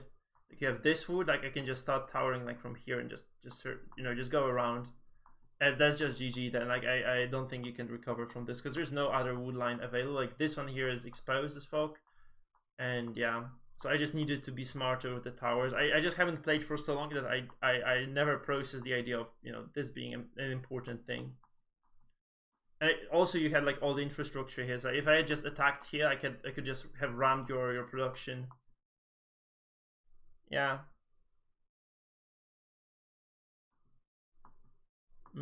Yeah, I guess. So you didn't have enough villagers, then yeah. For some bit of it anyway. I mean, the villager count was actually very, very close. Yeah, that's why. So you didn't outproduce me for that. I also killed like a lot of your villagers though. Like you had like 8 villagers on foot there, which I sniped, right? And then it's just yeah, you kept making villages. I got to second TC, so I was making 2 villages a time as well from here. But then you got castle, and I lost the fight. I lost this big fight here somewhere with like, where the fuck was it here? You lost so much though, because you dove my TC. So I lost this fight here, I think, and then you dove my TC and you lost way more than I did. I don't think it was a good idea. Yeah. I think I just got too many men-at-arms. Maybe I should not have made any men-at-arms. Just archers, spears is better than the MAA build. Maybe just you can fill up with MAAs later. So maybe that was a problem as well. I should not have done the men-at-arms because I could have just made so many spears more instead. Yeah. The ecos were very similar actually up until the end of the game. We were like very close, because English have some very nice bonuses, right? So I think I was not behind in terms of resources, honestly. Yeah, I had way more food than you, for instance, right? More wood. I think it was playable for me. Like if I had gone for that keep for the white tower, I think I could have defended that. So I could have probably kept going. But you made a mistake because I could have just raided me. I think that's what could have ended the game way sooner if you just kind of gone for you know, a few knights, and if you just raided my economy, because I had like some exposed farms on the left. So that was the opening for you to kill me anyway. I think that was definitely there. Yep.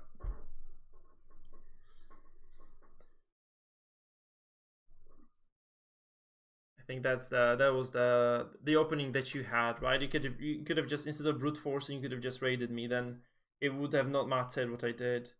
Yeah. I'm surprised you get so many sheep though. It's like I didn't remember Hy-Vee having so many sheep, because I got so many. I denied like 3 of yours when you were trying to kill my villagers. So I'm not really sure what happened with your like how you got so many, because I thought I had gathered enough to deny you food income almost, right? And force you to do something uncomfortable. But you never really had to do that.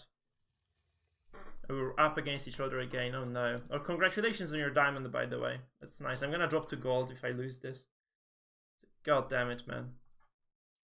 God damn it. Yeah. Good luck. Have fun. I'm not gonna show my civ yet.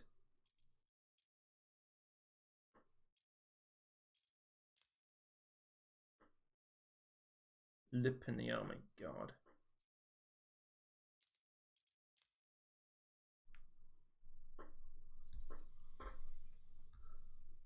I hope Delhi is good on Lipany, man. I hope Delhi is good on Lipany. No, you know he's fucking French. Oh no. Can you play this effectively at all? Is this feasible to play French here? So it's gonna be 5 on wood actually.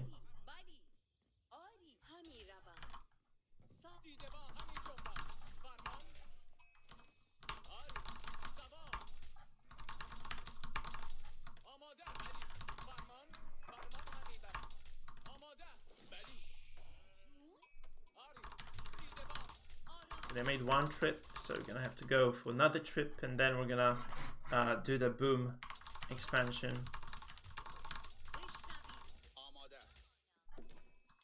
Nice one. It's actually, this was the first trip, right? This was the first trip, man. So there's still forests in these maps, man. I actually need to scout everything on here, because probably should be going double scout. I'm actually have this bad habit of not going to scouts, because in the past it's like that was I think it was the meta relay, like not going, like going for 1 scout was really the idea.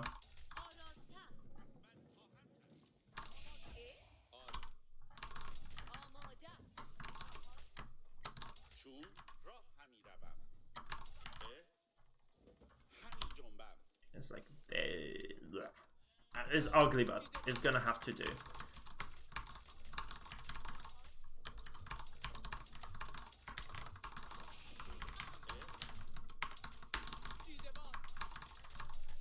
And yeah, let's hope I can regain my composure this time around, and I just don't fucking die like an idiot. Right, that's kind of important. I think he can stay on wood, honestly, because this is gonna be 8. We're gonna have 2 on gold. I think this is the build, right? You just don't need more, and you just keep stacking villages onto the wood from there, because you want to go double back. So I actually have no idea how this matchup goes, though. Oh, he has so many more sheep. Fuck. I think he must have gone behind me as well, because I've not found a single sheep here. I should definitely go with double scouts, man. I should definitely be going with double scouts. Oh, I need this as well. 9, too many. Why is the scout there? No. I don't need a sheep for anything at all, but I could have just gone like this probably. So I found 1 relic so far, not good at all. I need to. Okay, I found 2 actually. I found a single secret site of the 3. Yeah, I should have also started the upgrades immediately, which I have not done, man. Okay, that's fine. He has been here. But I still need to see what is there, so I'm just gonna go anyhow.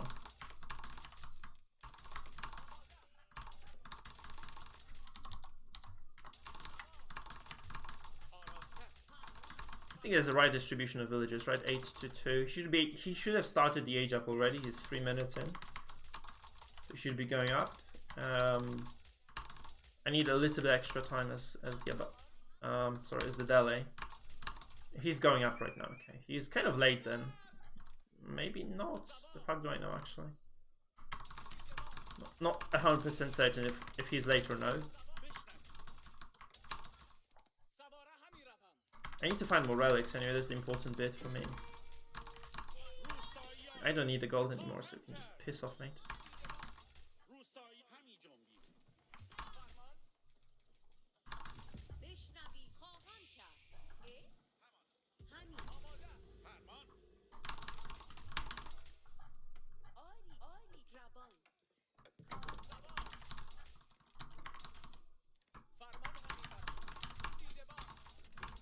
I think 5 is a little bit excessive. I'm gonna just need the barracks here. I'm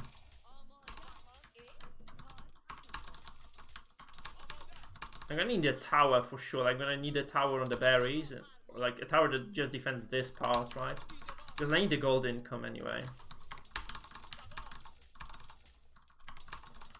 4 villages building, I think, is okay.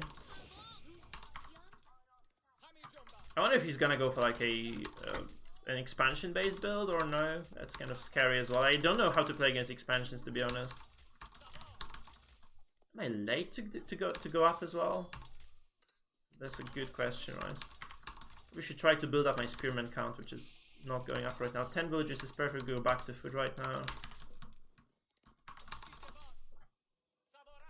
Maybe I actually needed the sheep, because sheep are gonna say, yeah, I think this is a mistake not going double scout here for sure. Because sheep would have secured a lot for me, in fact. They would have secured like a bunch of things.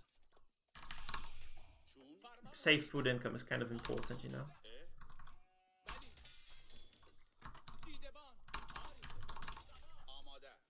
I got a tower here, just for safety. And I'm gonna see what exactly he's up to.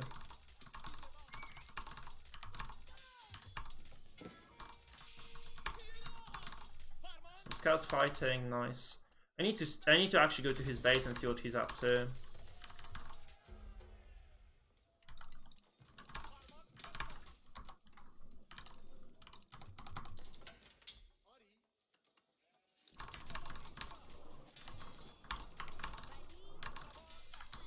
I'm gonna get the spearman upgrade because literally this is the only thing I can afford right now. Okay, these villages are idle, so I should unidle them a little bit. He's chopping with 5-6 villages. I don't think, yeah, he has lots on food as well. What the fuck? Wait, no! No, wait, what?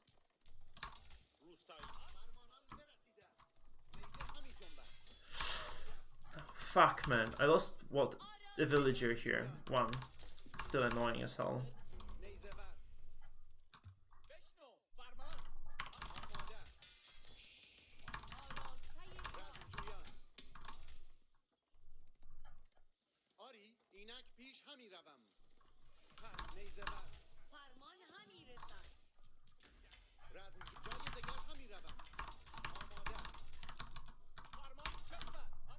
Where's his stone even? I need to just go check his stone, because that's gonna tell me a lot, right? It's gonna tell me what I should be doing now. And I... Yeah, that was terrible.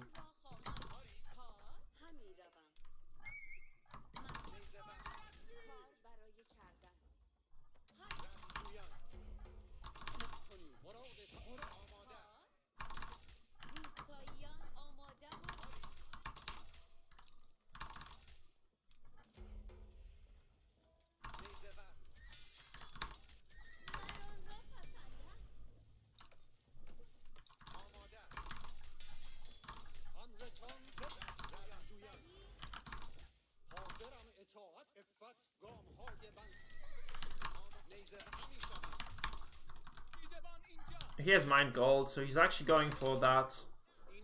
Okay, so I'm gonna be able to maybe get control on the map because of that, because he has gone for a yeah. He's going for a second TC.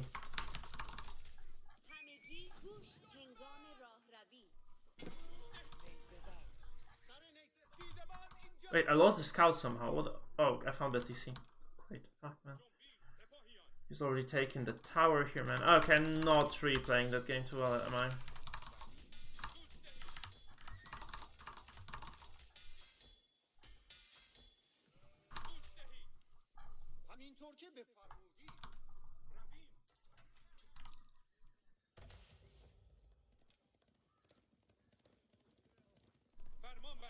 Does he have tower? Yeah, no, he has no arrow slits, see, so that's actually good for me at least.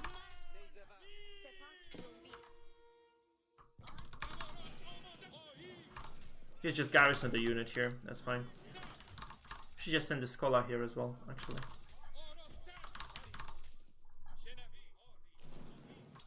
And I should send a second scholar out as well. I need a house again. Try to get this. I used to be good on Delhi. I'm very sad right now. Saj.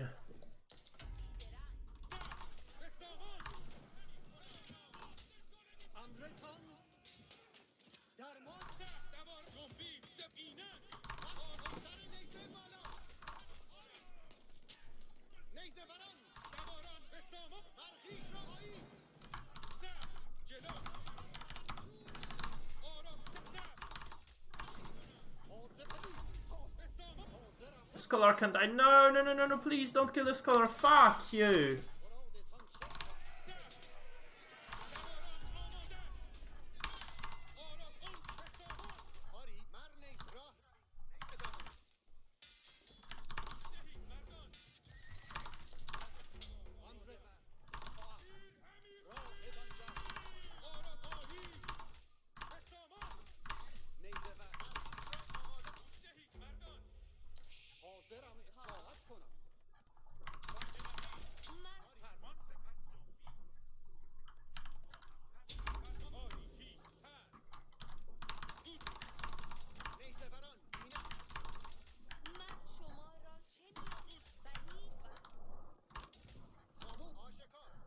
Send these units here. I'm probably just gonna hold this with these. God, where's the house?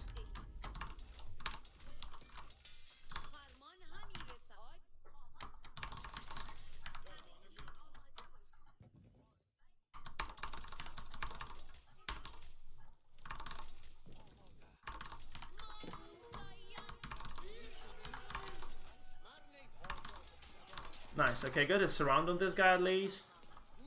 And just keep these villagers alive, it would be great. I can.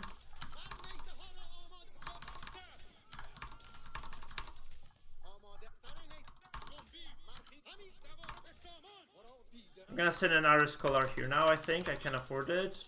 And I need to actually get 2 villages. Literally 2 villages. Wait. One stone. Where's the stone for me here?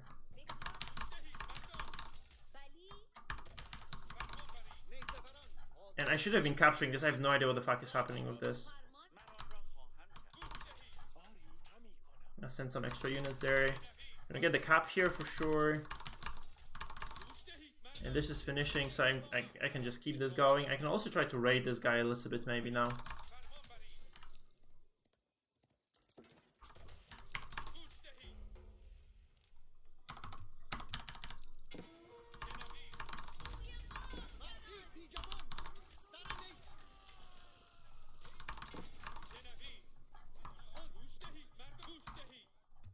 I can just rotate here. I can just get this.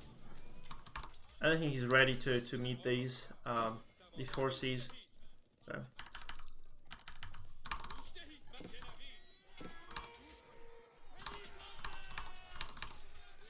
I'm gonna lose the archers now, which is great, and then I can just take the fight with these spear boys.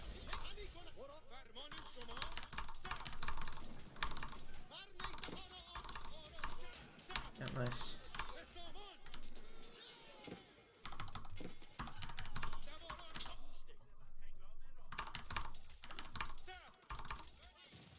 Way too many.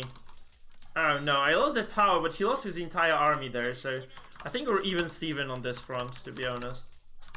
So it's actually not terrible at all for me.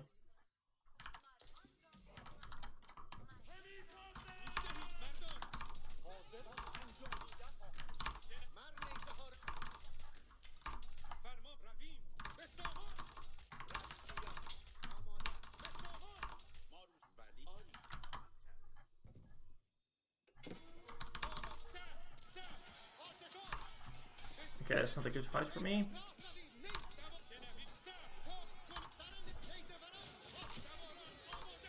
Okay, he's gonna lose 2 knights for this, which is great.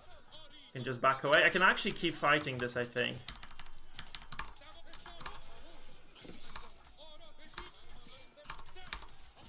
And we can re-engage with Spearman now if he cannot take this anymore.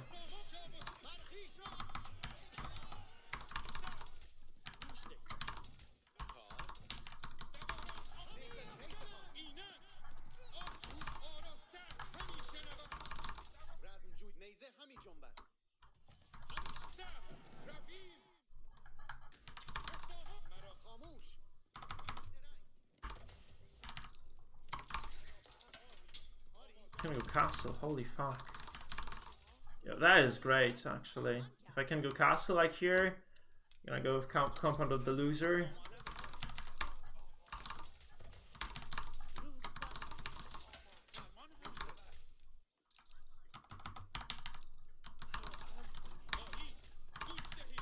I need some wood income actually, so I'm gonna get these villagers back. And I do need to have a market, to be honest. I would love to have a market right now.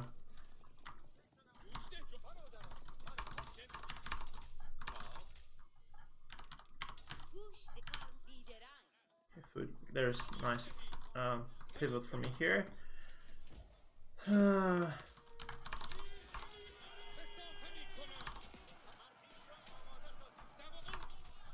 can just back away. I don't have to be fighting him, I think. There's no need for me to actually like to even remotely be aggressive in here, so that's fine.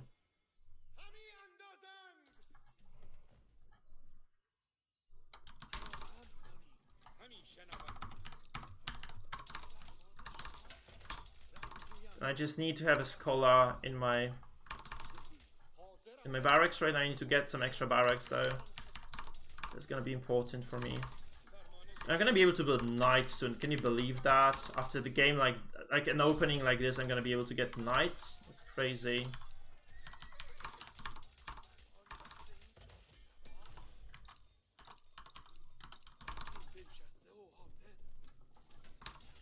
The question is like, do I fight this even? I think I do.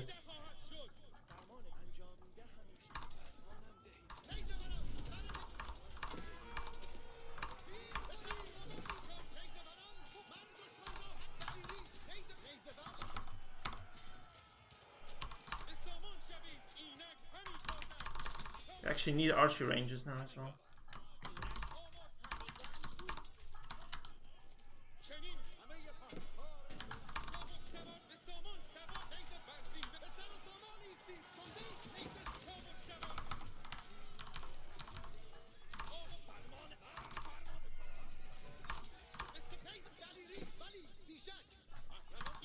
legitimately have knights now though, so it's fine, I think. Can just kill the ram.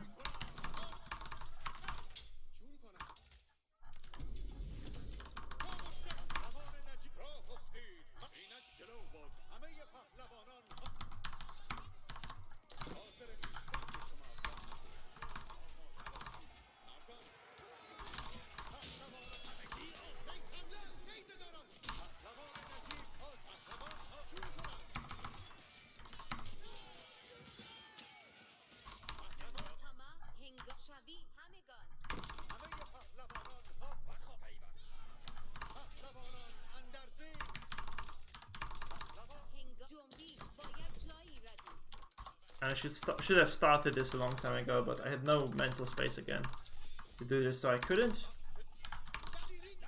I need actual money for a keep too, I think.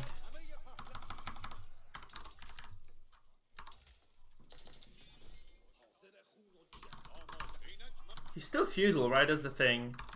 I also have not started anything in the House of GG, so that's kind of a bad thing to me, I guess. I have a scholar coming out of anything at all here. I'm gonna move. I don't need more cavalry that badly. I think I need the elephant archers more than anything else. We can actually start being aggressive here, I think, as well. Like, we should be just trying to win or do some damage anyway, right? You have everything we really want to be able to do damage here, so.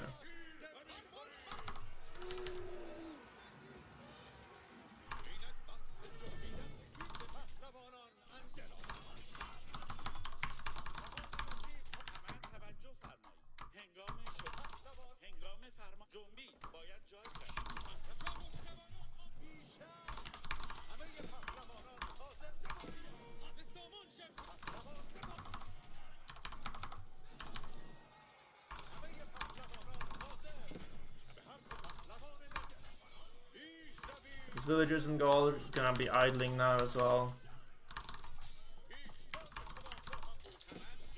We can go double TC now, right? Wait, no.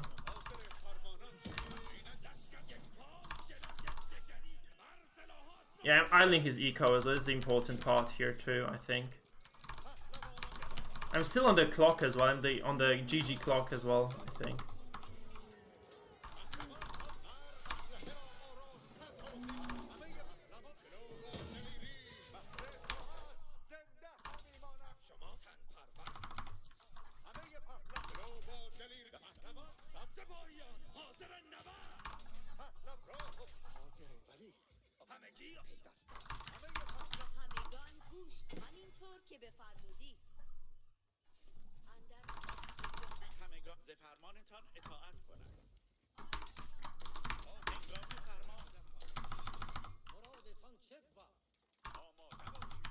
And I do need some more infrastructure, so I'm gonna get some more barracks. I'm gonna add a couple more barracks, maybe some archery ranges here as well. Let's go back to it here.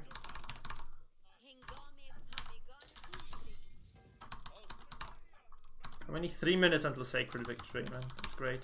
Yeah, we should just go and keep fighting here, I guess. I have some Lancers. I'm gonna use the Lancers to be annoying. I'm just gonna go here to the front line, maybe just attack this wood line here or something. Here's a keep. Okay.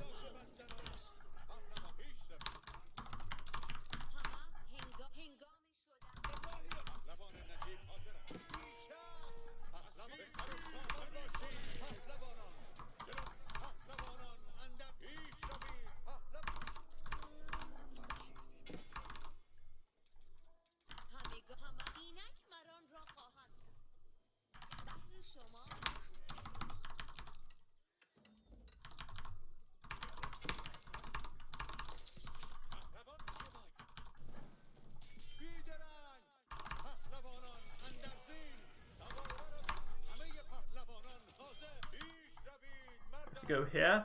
There's villagers here as well. No.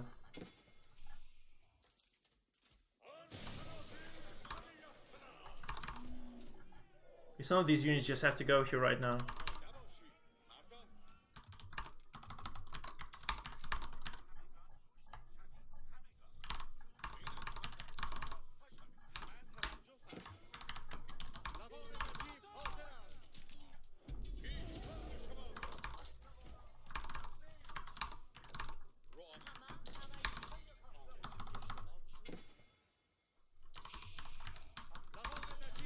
I never went for fucking relics though, that's the problem here. I never actually went for relics.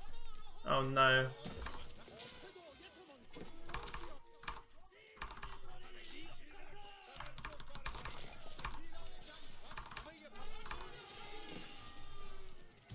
Fuck, okay, I'm gonna lose this sacred side victory condition, sadly.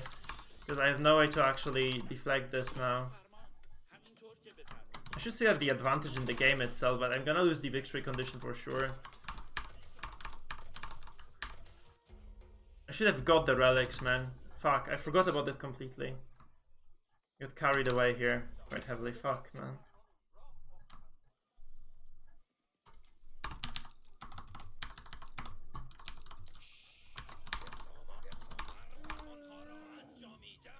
I think I should be getting way more elephants than I am as well.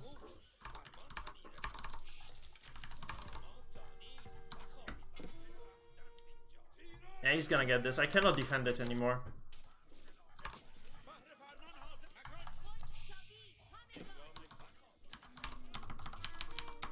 And I cannot believe I'm losing this, actually. Fuck.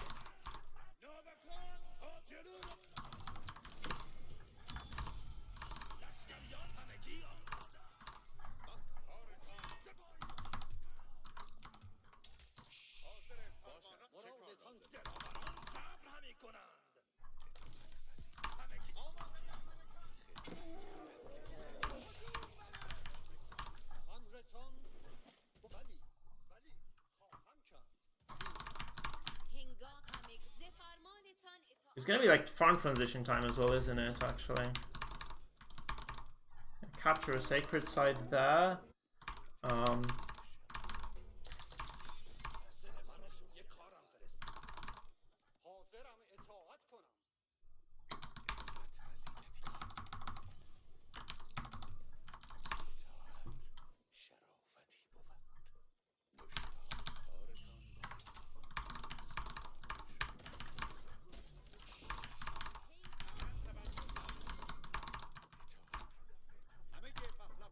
Gonna be annoying still. I think I can afford to be annoying.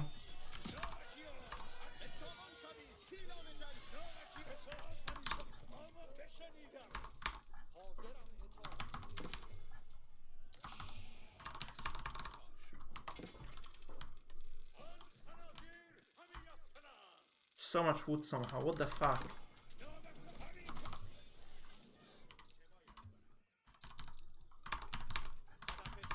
How do I have so much wood?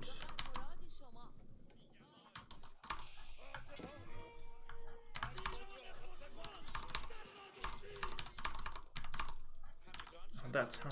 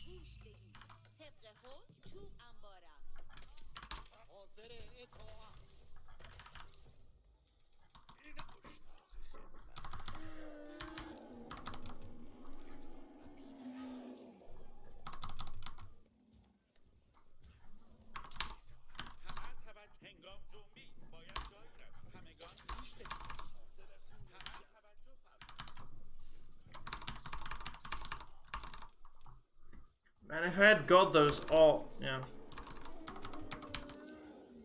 Anyhow.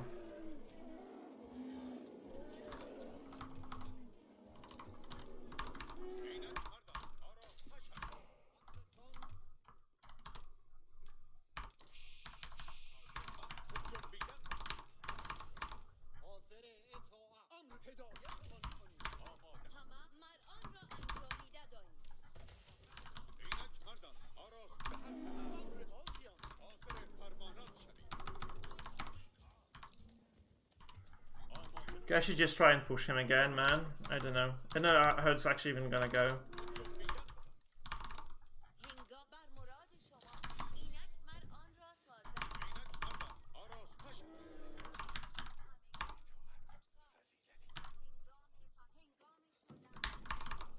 I'm supposed to be getting stone, which I never got. I have to just go from the north, I think, and just try to be annoying here. I don't know. I should be just trying to do something on the map, I feel, but I just don't have the kind of stamina required to do this. Man, I had this game by the balls, I swear. The victory was mine. I just kind of never fucking grasped for it. I think that's the problem.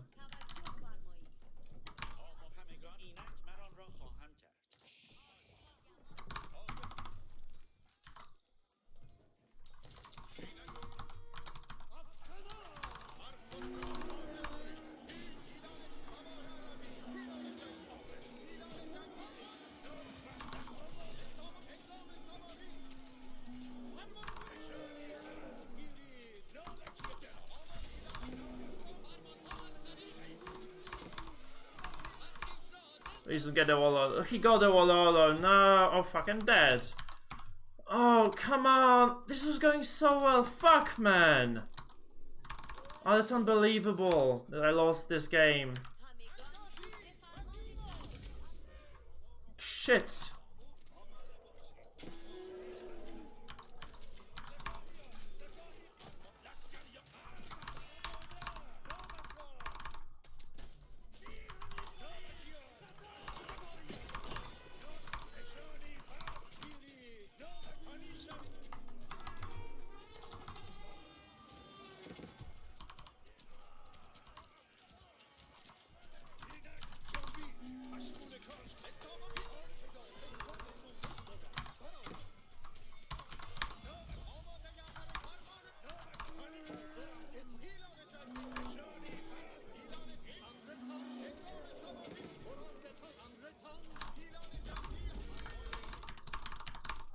Finally he's raiding me. He took so long to start raiding me as well.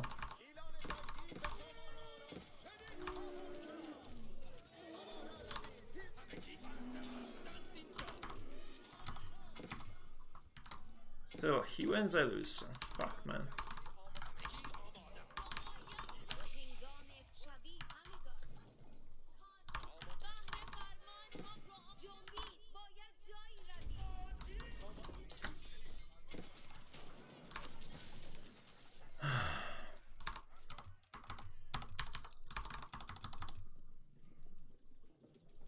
I have one stable only. That kind of explains a lot about this situation, but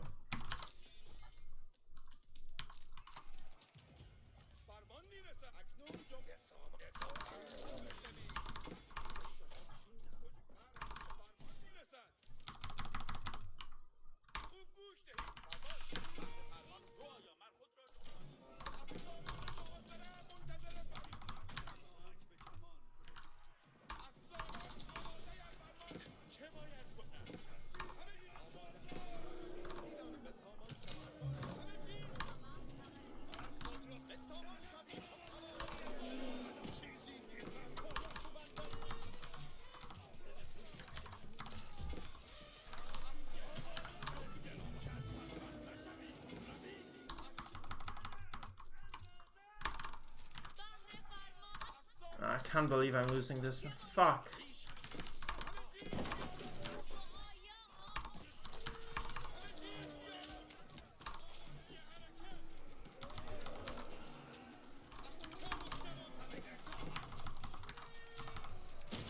I just couldn't close it out on time, and I have no idea how to play this like late game delay.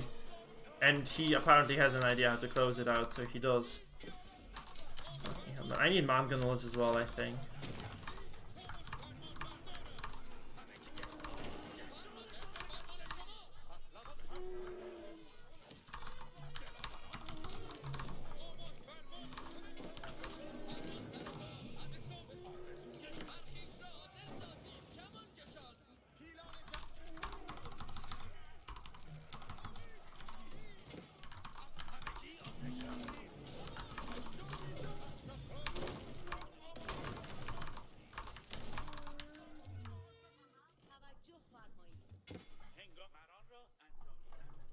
I'm just gonna drop a keep here just to defend myself for now, I think.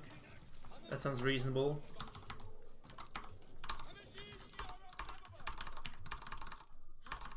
And these villagers are gathering enough for me to kind of continue going, I guess. So I'll just keep going.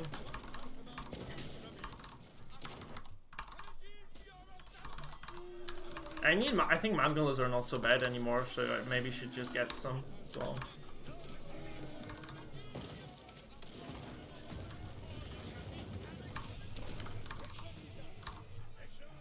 I'm gonna rush down those traps, I think, as well.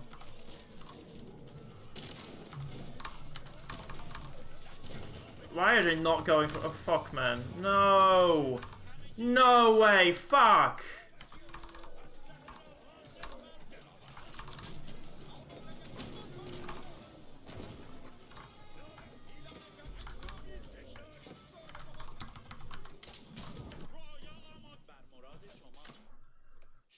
Oh, that's so frustrating to experience this.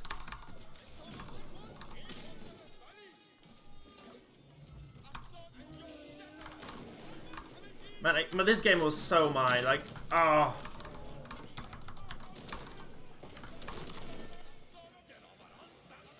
He's actually sniping my own traps with his. What the fuck? I lost a trebuchet. I literally lost a trebuchet to that. Fuck.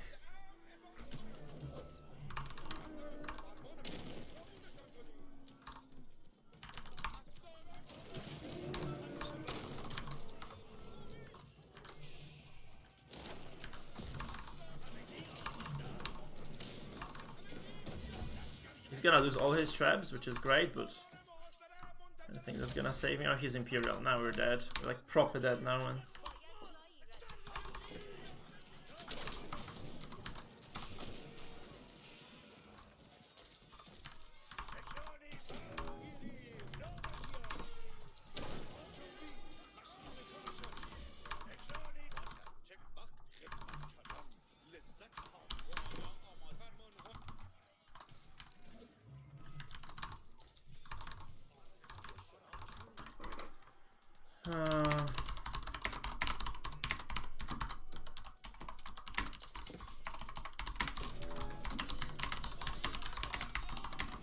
Oh my god.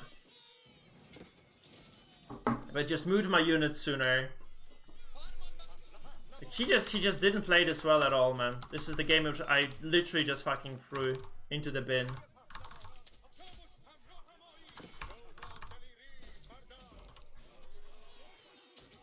I can just cancel everything, just imp, right?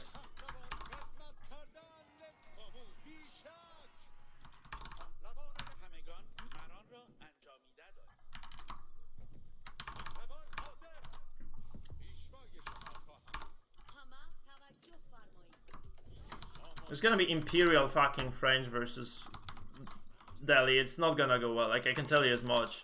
You can try, but that's not really gonna take us anywhere, I think. I'm afraid, man. It's not gonna do at all.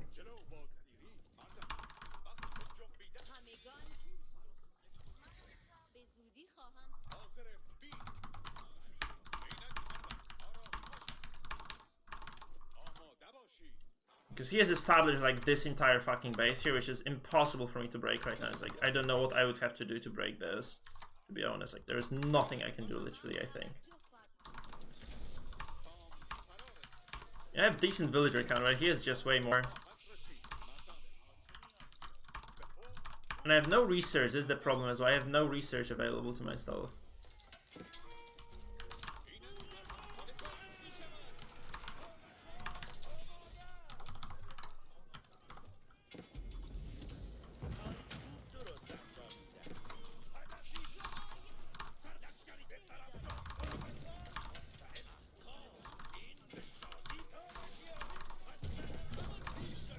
Basic knights, I have so many arms, that's all. Fuck, that's so painful. Because I would have won this game, like if I had just normal practice, I would have won this game like 10 times out of 10. I swear. Because this was like, he just didn't play well at all, and I played super well early. Yeah.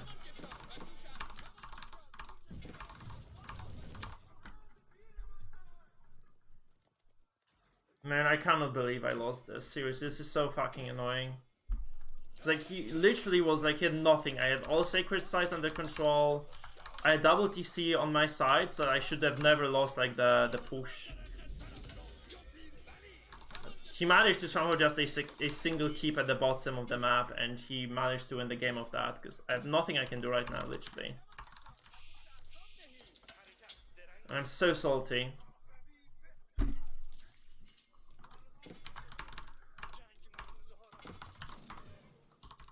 And it's like, I don't know what the fuck I can do right now, because he has like everything he might ever want to have.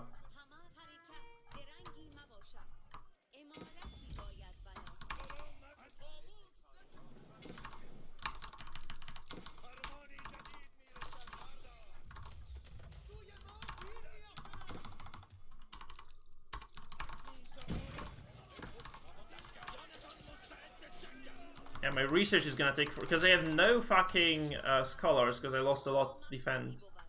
I have no scholars available to myself really at all.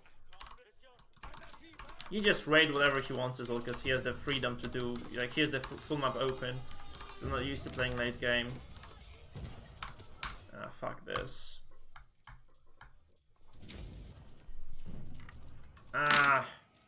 Now this is too frustrating, man. This is too frustrating. Because I had this game by the balls. I have no idea how the fuck I threw this. Like...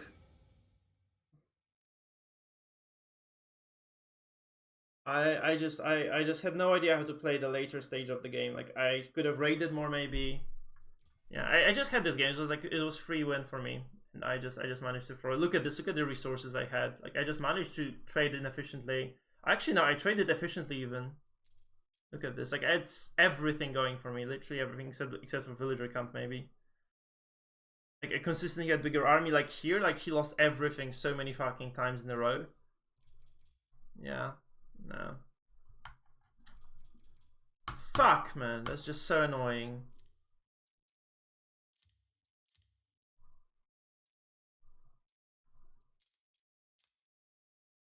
Because I could have just walled off the sacred size, I think. That's the problem. I could have just walled off the sacred size, it was GG.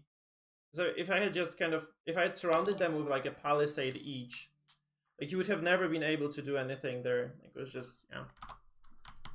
Fuck, man. It's got like full control there. I could literally full control. Thank you for the follow, by the way, Hero Zerglings. Thank you, mate. It was like when he went imp, it was like I was already fucked. I don't know how to play that part of the game too well, and he had like full control of the map. I had no walls, so it was like no way I could play tug of war, and like I had nothing to do literally, like, because you lose immediately to those knights anyway, so it didn't matter. Because I think I had this game in feudal, right? I had this like, I also managed to go to castle first. I had like very good castle units. I could have just kept pushing with elephants. I think I just needed to take elephants. I needed to take more scholars to the middle and just push his infrastructure, and I was gonna win. But I never did this for some reason. I never did this because I have no experience with Delhi. I just played them like casually before.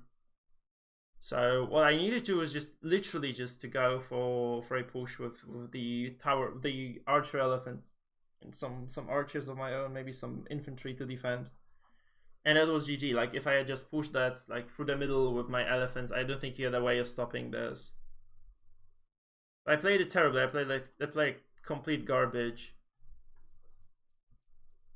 I mean, it's impossible not to. Like, I had to do something, right? I couldn't just stay out of Imperial there. I could have probably just gone for cannoneers or something. Hand cannoneers maybe could have held.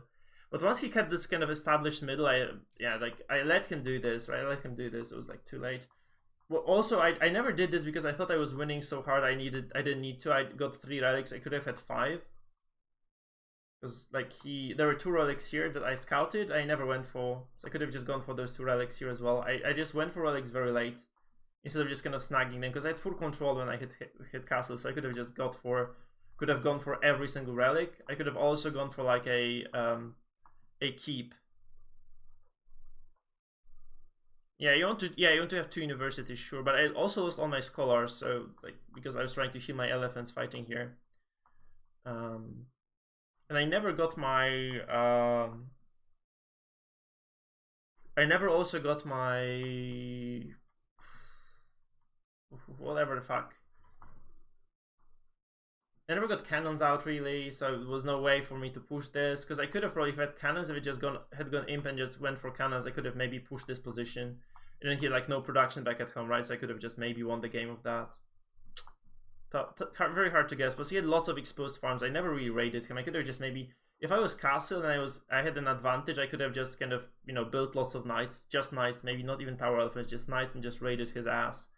Because look at like how exposed those fucking farms are. I could have just, because I did a few raids, it just wasn't enough apparently.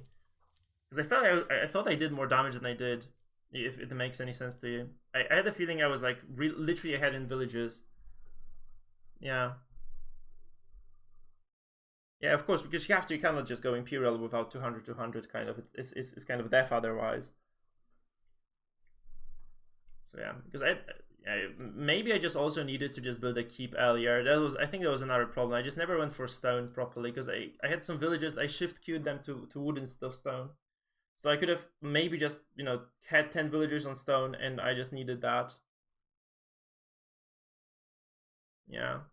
No, Delhi is great. Yeah, the Imperial Delhi later, like in in 1v1 is terrible. Maybe it was. That's another thing. I'm gonna be right back. I probably will play some team games because my 1v1 is terrible. I just need to practice. So I need to get some water. Be right back.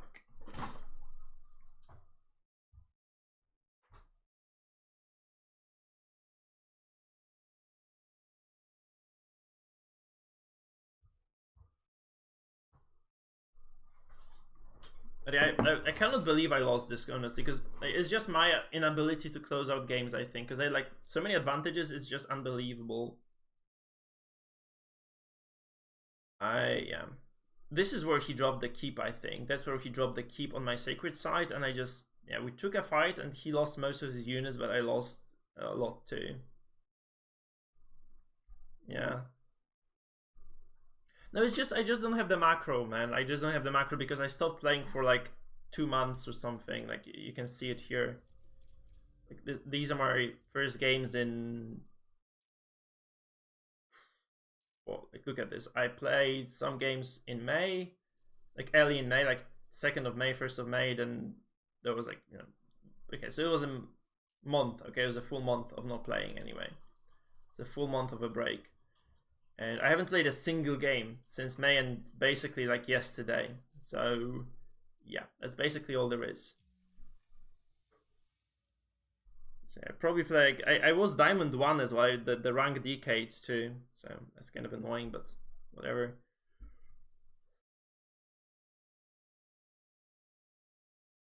I think I did very well. It's literally, I just didn't know how to close out the game, and I should have known this, right? I just need to play some more games with Delhi. Because I felt like I really had this game. Like, he really didn't play that too great, and I had like full control. And I think like I had some gaps in terms of wood income as well, where I just went for castle without having wood, and I really needed that wood, and then I needed stone.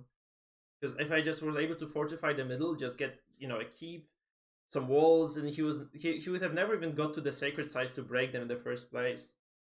I think that was the problem. Just I could have just won for sacred sites alone if I had just played, like, I think I could have just committed to the sacred site there. Because he dropped the keep, and I got scared by the keep. I think you can stay alive for a minute in that zone. And that was just GG. If I had been able to stay alive in that for a minute, I was just gonna win. Because I had all the possibilities there. I could have just pulled all my scholars, just, you know, took all my units there, just defended like with some fragments of units elsewhere. But I actually started walling that. I ran out of wood and I never kind of went back to re-wall. Because the bottom part of the map, right, where I lost.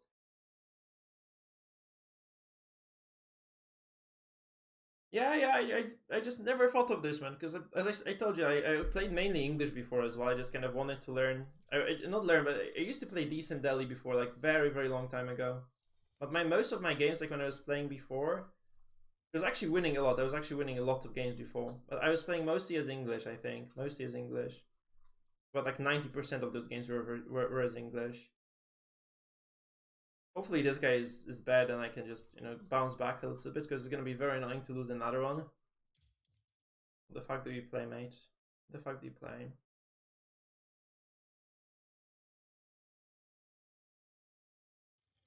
No, Delhi, I think they are very strong still. I think Delhi are one of the strongest civilizations anyway.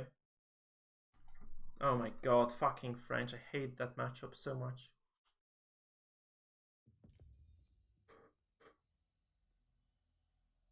Because, no, as I told you, man, I mostly played English in ranked.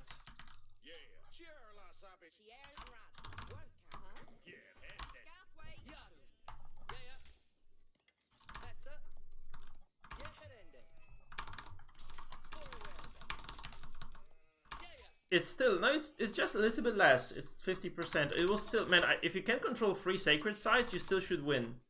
I had 3 sacred sites for like 20 minutes, I think, almost. Like, with like some breaks. So I just had that game. I just fucked up. I just fucked up terribly.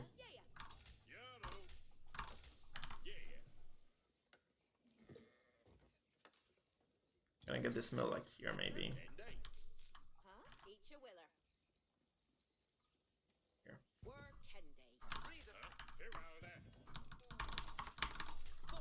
I see. I'm not really warmed up even. Like I played so many games today. I'm not even warmed up still because I'm not clicking shit. That's the problem. I found 0 sheep somehow. What the fuck? I found 1, huh? I found literally 1 so far. I have no idea how to play French versus English, but I have no idea what this is supposed to look like. By the way, I have no clue what I'm supposed to do. Do I just go like for aggression? I think I should go for aggression, right? Just try to crush them or something.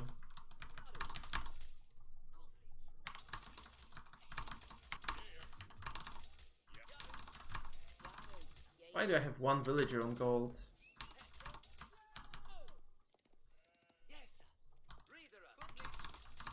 I need 3, right? Not 2 even.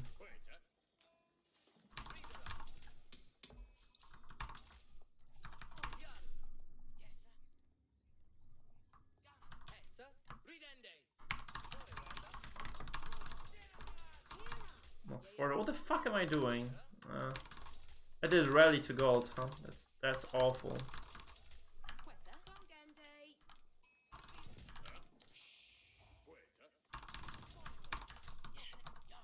Sheep there.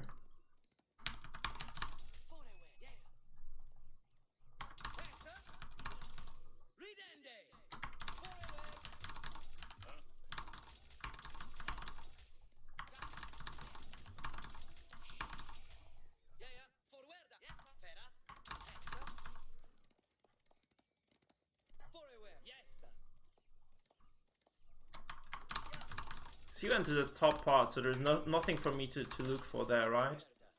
Anyhow.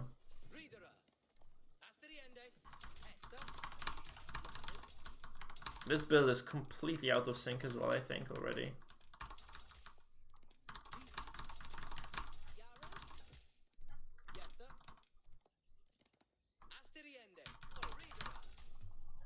Doesn't seem to be any sheep here anymore.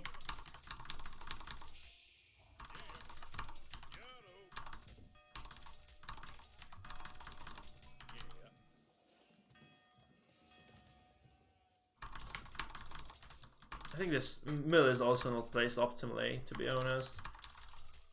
Well, okay, I just need to relearn the game, kind of, I guess. That's the problem.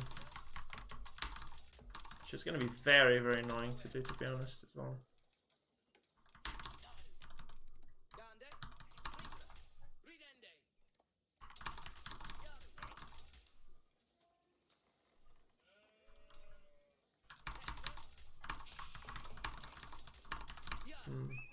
It's kind of think it's normal timing for going up. For me, no idea of what it is for him anyway. I just need to see what his base is like, by the way. So I need to see the wood lines. It's here. It's kind of exposed-ish. So I could just tower rush kind of, right, if I wanted to.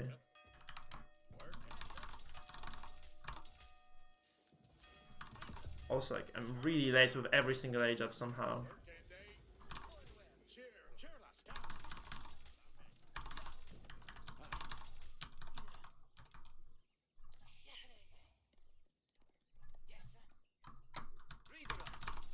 He's going up here. He has a single villager on gold.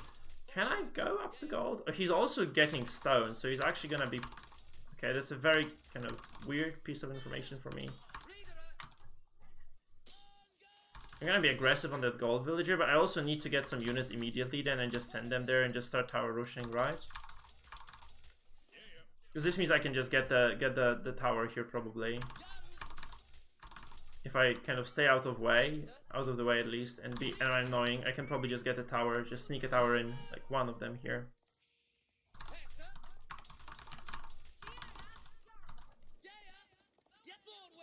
I can also try being aggressive here maybe, just attack this villager.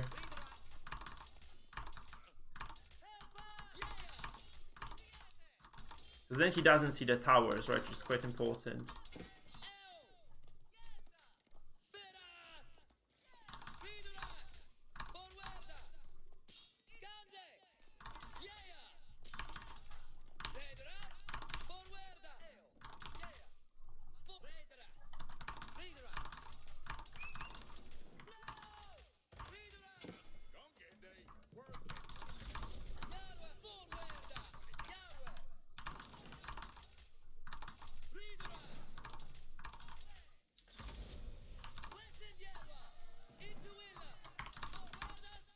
I'm gonna follow his ass.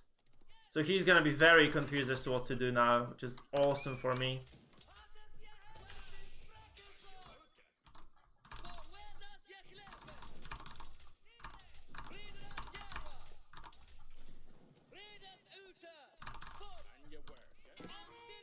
Hope he doesn't catch the wind of the tower rush too soon anyway. That's also important for me. I think he did now.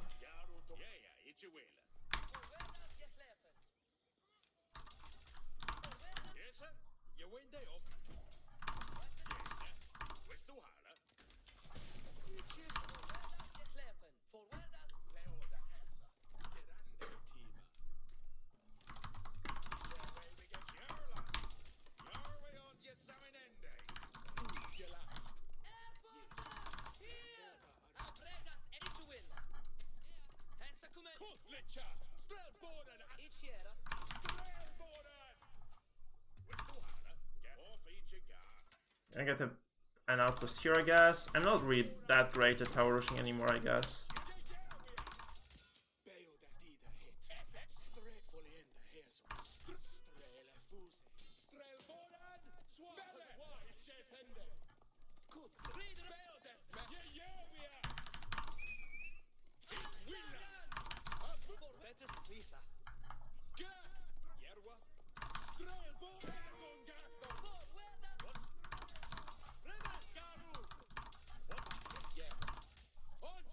He's a knight, so I just need to block this knight now from getting to the archers too soon, so we can just get this like this.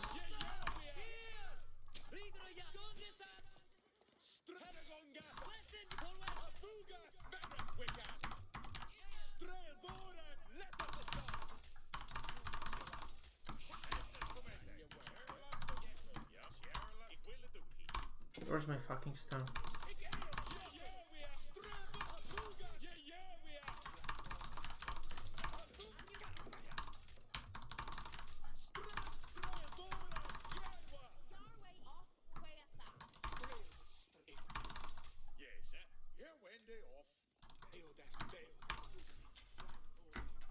He has no access to gold. Where's his gold anyway, actually?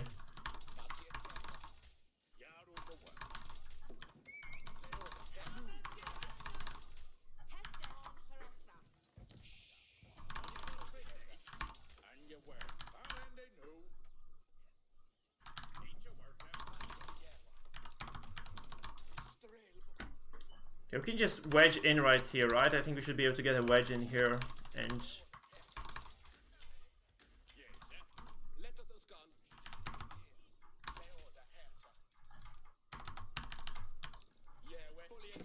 He did actually vacate this entire wood line somehow. It is bad. So I need to just go around and see what he's up to now. So. Why are those guys going through there? No, no, no, no, no, no. So he's not going for any hunts here or anything, so we We can just go around, I guess. We have to just go around.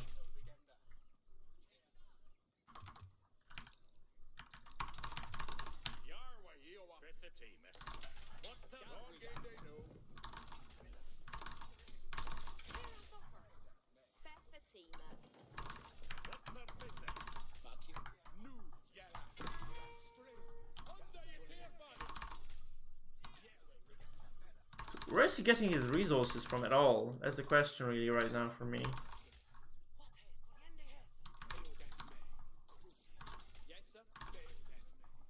Here.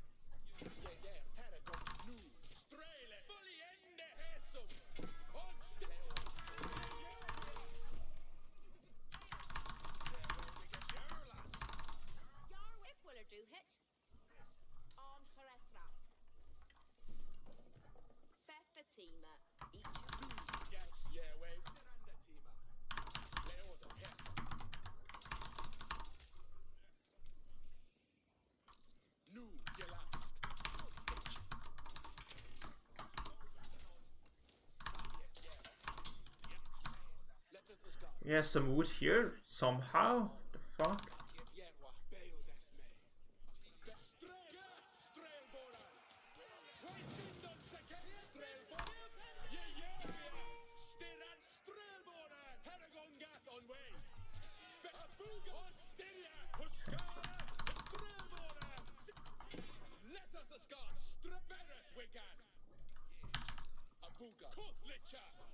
A bunch of archers. I actually don't have. I need to get some villagers more to that position.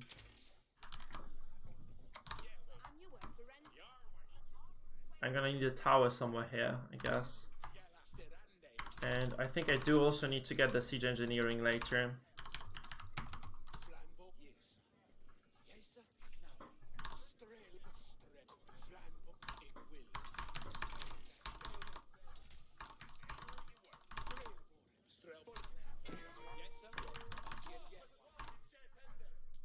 Sending villagers there, perfect. Okay, nowhere to go then, at least. I'm gonna build a... I don't think I need a tower then here even. I can just tower the wood line like here. I'm gonna try to at least just get his attention there. Can get some villager kills on that side, which is great. And I definitely have too many villagers on wood right now.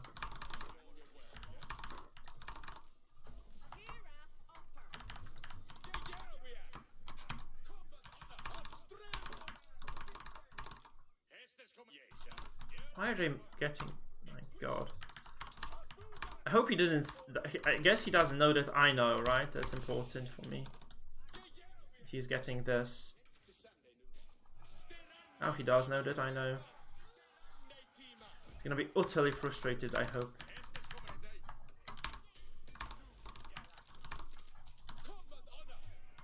He has lots of villages, he just has no way of using them properly, right? As well. Yes.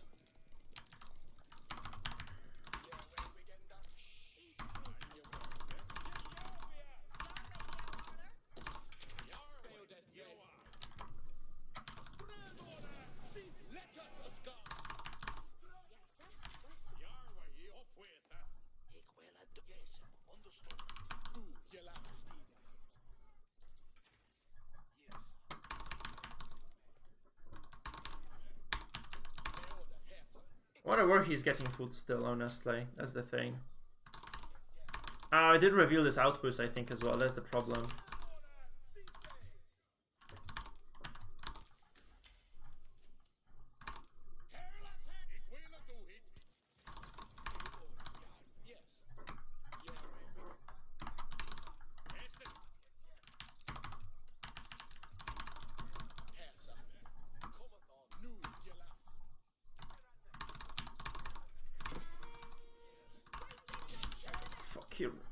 He realized this. That's not good. That is the opposite of Gucci, guys. But we have like a very substantial army right now, I think, which is great. It's a man. I think we should just stomp him, right? He doesn't have much, to be honest, in here. You can just build a ram or two and just stomp him. You can just ram and Strelbora him to death.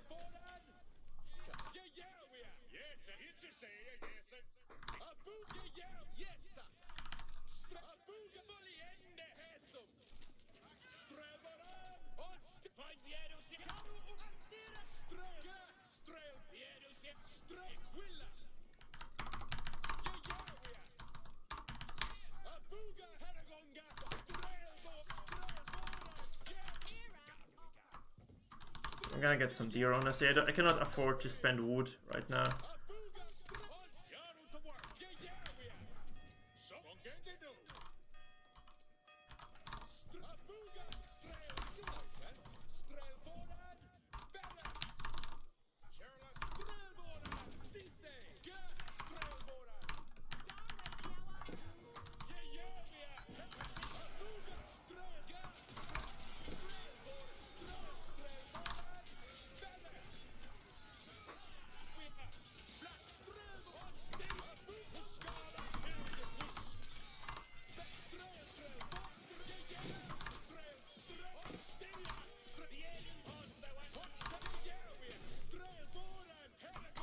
I think he lost the fight, right?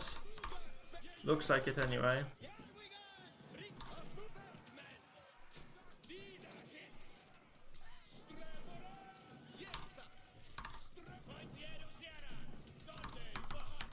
Who is rhyming whom now, right? Nobody knows, really. I think I'm rhyming him, to be honest. That's the nice part.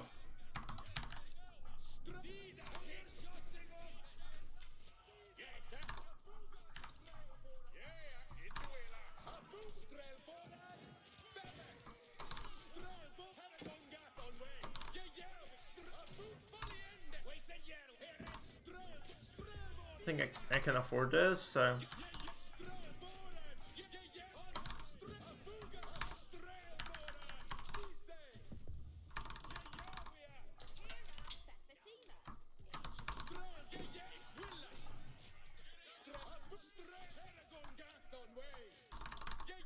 Oh, I have another army. Fuck. Nice to know.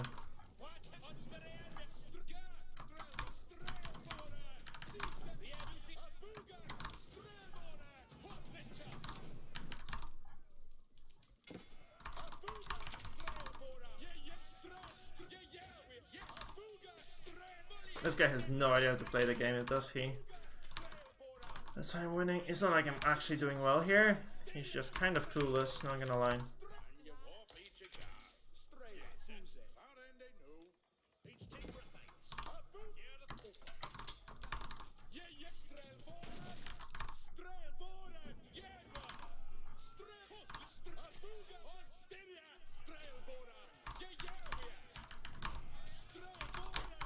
I didn't even get to castle.